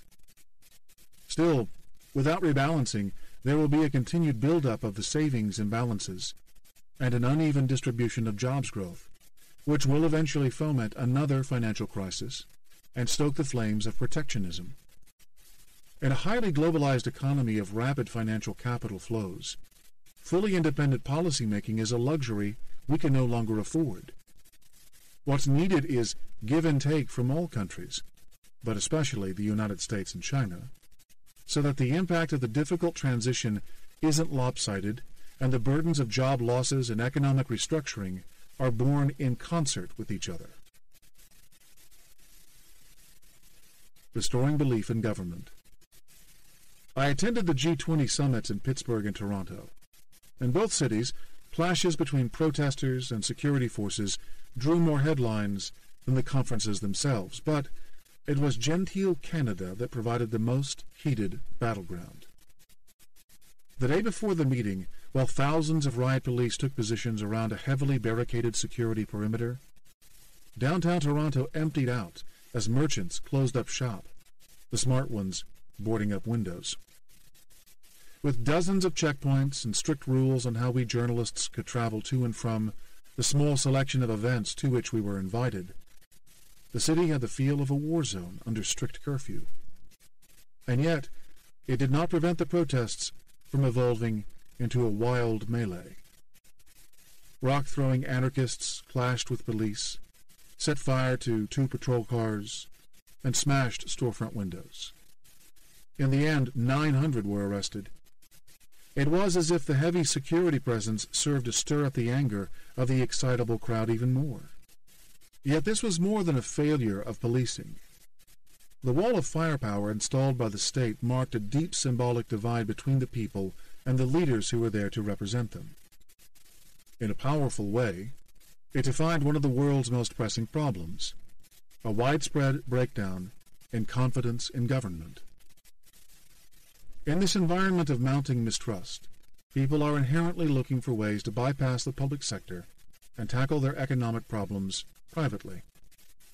Some embrace the look-after-number-one mindset that post-crisis investment advisors promote, a view that assumes the worst is to come, that fiat currencies will go the way of the Zimbabwe dollar, and that there's nothing you can do about it other than to buy gold and eschew long-term investment. As we've seen, gold has rallied on such thinking, but if everyone were to follow the same strategy, it would precipitate the very breakdown they seek to avoid. Since it's unlikely that the entire economic system will collapse into a Mad Max-like scenario, where cash ceases to be legal tender, gold investors will ultimately be left with a hoard of shiny yellow metal with no practical use. Other groups, such as the Tea Party, are lobbying for drastic cutbacks in the government presence in society. If we remove government from our lives, slash taxes, and rid ourselves of meddlesome regulations, they say, the great entrepreneurial spirit of America will return, and newly unshackled businessmen will start hiring with glee. As anyone who watches U.S. television news will know, it is a passionately held view. And yet, the evidence against it is compelling and comes straight from the previous decade, when unprecedented deregulation and tax cuts set the U.S. economy on a path to financial ruin. While the excesses of pork barrel politics and Wall Street bailouts understandably breed a desire for smaller and more efficient government, an even more important priority is that our government, the only body that stands as a collective representation of our society, is strong and imbued with the trust of its citizens. This is especially so in a globalized economic system, since individuals have few rights and powers in the international realm. Unlike large multinational banks, which enjoy the protections of de facto citizenship in various lands, We need our national governments to protect our interests offshore. Again, Argentina's unique experience with financial chaos offers a warning here. Americans who pine for a weak government might ponder how that South American country went from being the 7th richest in the world at the start of the 20th century to experiencing one of the worst financial crises in history at the end of it. Argentina's fall from grace had zero to do with poverty. It has an enviable abundance of resources, but rather with a failure to forge a social covenant between the people and the state.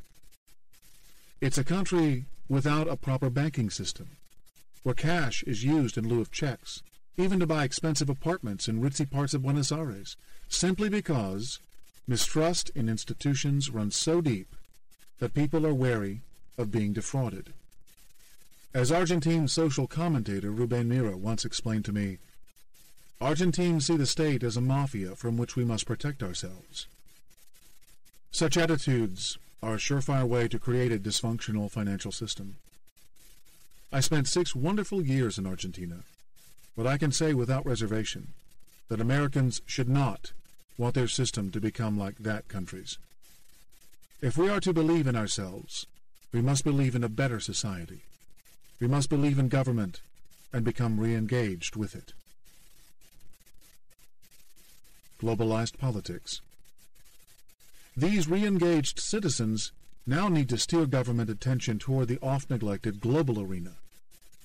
As this book was going to print, the risk that a Eurozone-led world crisis could spill over into another U.S. recession was rising at the same time that the Republican primary campaign for the 2012 presidential election was in full swing.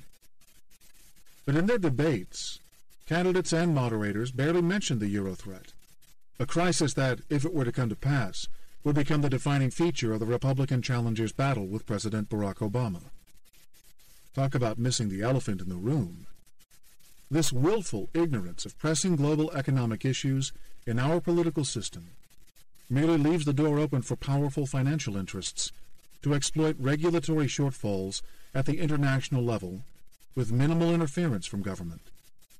It facilitates the dominance of big global finance, leaving banks free to influence the reform process in their favor. We must make global economic issues matter to the electoral process. Evicting Wall Street from Washington. Although the international nature of finance is a root problem, the starting point for reform lies in reducing its influence over national politics. In the United States, the Occupy Wall Street movement has given some impetus to this mission, as it has put people's grievances against big finance back into the spotlight. But despite the movement's peaceful protest and broad membership, from unions to anarchists to Ron Paul supporting libertarians, it has to most Americans the feel of a fringe group of radicals. Still, if sleeping out under soggy tarpaulins with bongo drum-playing students isn't their style, mainstream Americans, people like my neighbor Scott, can and should be doing something. They should be focusing their attention on the ugly underbelly of campaign finance and calling their congressmen to account on it. Groups like Change Congress are now building awareness of such issues and encouraging individuals to attack the problem of Wall Street's far-reaching political donations to the transparency afforded by the Internet.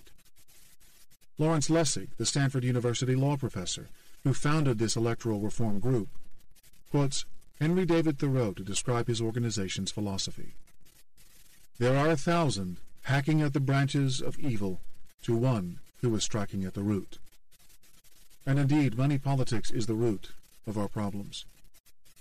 Through a related website and blog called Fix Congress First, Change Congress runs letter-writing campaigns and an initiative known as Root Strikers to expose stories about the corrupt abuses of campaign finance. Meanwhile, organizations such as Open Secrets have created comprehensive, navigable databases that detail where money is coming from and which politicians are receiving it. Reacting in part to the Supreme Court's decision in Citizens United versus Federal Election Commission, these groups are actively promoting legislation that would offset that ruling, which has opened the door for unnamed interest groups to spend unlimited money on issue ads that attack candidates. Comedian Stephen Colbert's personal Super PAC Political Action Committee, which financed his own clever issue ads during the Republican primaries, offer another way to build awareness about the dangers of hidden political financing and of the effect of the Supreme Court ruling. And while polls show Americans continuing to support the principle of free speech that the court sought to uphold, a majority has also said that Congress should reinstate legislative constraints on such spending. Contrary to lobbyists' arguments, money is not the same as speech, these ordinary Americans appear to be saying. As we approach what could well be the most important presidential and congressional election for decades, voters should put these accountability issues front and center in the campaign. The spoils of victory would be sweet. Legislative and executive branches that are less dependent on funding from Wall Street banks will be less accommodating of their interests. That would realign politics with the main goal of ending the implicit subsidies that go to too-big-to-fail financial institutions and their overpaid management. And if you take Wall Street out of the picture, you partly diffuse the power of other lobbyists in Washington, the health insurers, the defense contractors, the farm lobby, the steel industry, and the unions, all of whom are forced into a distracting and distorting arms race of political spending. From that base, Americans could rebuild the export-driven economy that's needed to pay for its debt-laden future. Teddy's example. Taking on big finance means attacking what economists Simon Johnson and James Kwok call the American oligarchy. The term is instructive, for it's not the first time the United States economy has been dominated by a powerful clique of businessmen. A century earlier, when America was not driven by services and finance, but was an industrial economy prone to different boom and bust patterns, the oligarchy comprised the robber barons who controlled the rail, oil, and steel industries, the likes of Cornelius Vanderbilt, John D. Rockefeller, and Andrew Carnegie. Their monopolies posed such a threat to free enterprise and competition that Theodore Roosevelt made one of the boldest moves taken by any American president when he introduced antitrust legislation. Johnson and Kwok urge us to draw from that inspirational history now, telling us that we should finish the job that Roosevelt began a century ago, and take a stand against concentrated financial power, just as he took a stand against concentrated industrial power. Roosevelt's reforms paved the way for the American century, the 100 years that followed, a period in which no other country has fostered such rapid development, made Teddy look like a total visionary. And it wasn't the only time that a trust-busting government agency set the stage for innovation and rapid growth. The breakup of AT&T in 1983 and the subsequent Telecommunications Law of 1996, which forced the so-called Baby Bell regional companies to compete with one another in both local and long-distance calling, paved the way for the Internet and mobile telephony explosions of the late 1990s and 2000s. What advances might come in the realm of consumer banking if the government were to take a similar approach to finance?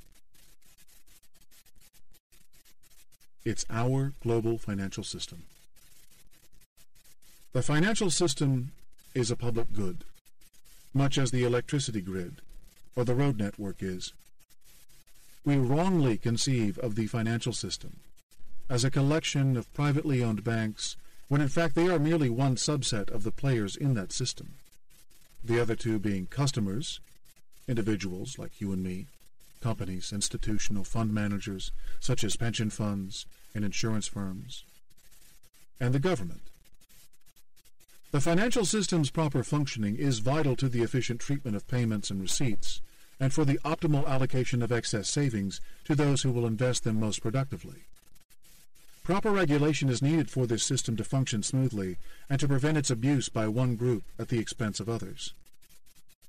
Imagine if those with the fastest and biggest vehicles convinced local authorities that speed limits, traffic lights, and other rules were creating a suboptimal road network. That to ensure speedy travel we should do away with rules and encourage everyone to drive as fast as they can. That's more or less what happened with the deregulation of banking. This is our financial system. We must recover control over it. But as this book has endeavored to demonstrate, we cannot simply focus on the national financial system, for it doesn't really exist anymore. Fixing our economy depends on global cooperation, on taking reform to the international level. Making banks accountable for their actions is only part of that.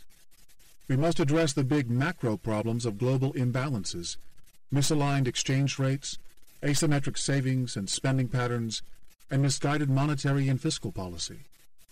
Only then can we get the global financial system under control and serving our worldwide interest in human progress. For too long we've assigned multilateral policy-making to the too hard basket, encouraged by a history of United Nations failures, toothless treaties, and Esperanto jokes. Instead, we should remember and be inspired by some of the successes, especially the Bretton Woods Agreement of 1945, and on a smaller but less impressive scale, the foundation and development of the European Union. It's often pointed out that such agreements were possible because they were established in the aftermath of a world war that no country wanted to repeat. Yet other integration successes have been forged in periods of peacetime and optimism. The foundation of the World Trade Organization in 1994, for example. Many other multilateral organizations, from the World Health Organization to the International Energy Agency, now play vital and highly constructive roles in the international community. They prove that, when designed properly, international institutions can become trusted agents of the general public's interest. We can and must do the same for the world financial system. Globalization will continue, regardless of what happens on the reform front. But when it takes place on a level playing field, where the free market is protected by sensible regulation, the march of global capitalism will ultimately increase world productivity, and by extension, prosperity and general well-being. It is our duty to build the international institutions to get us to that point.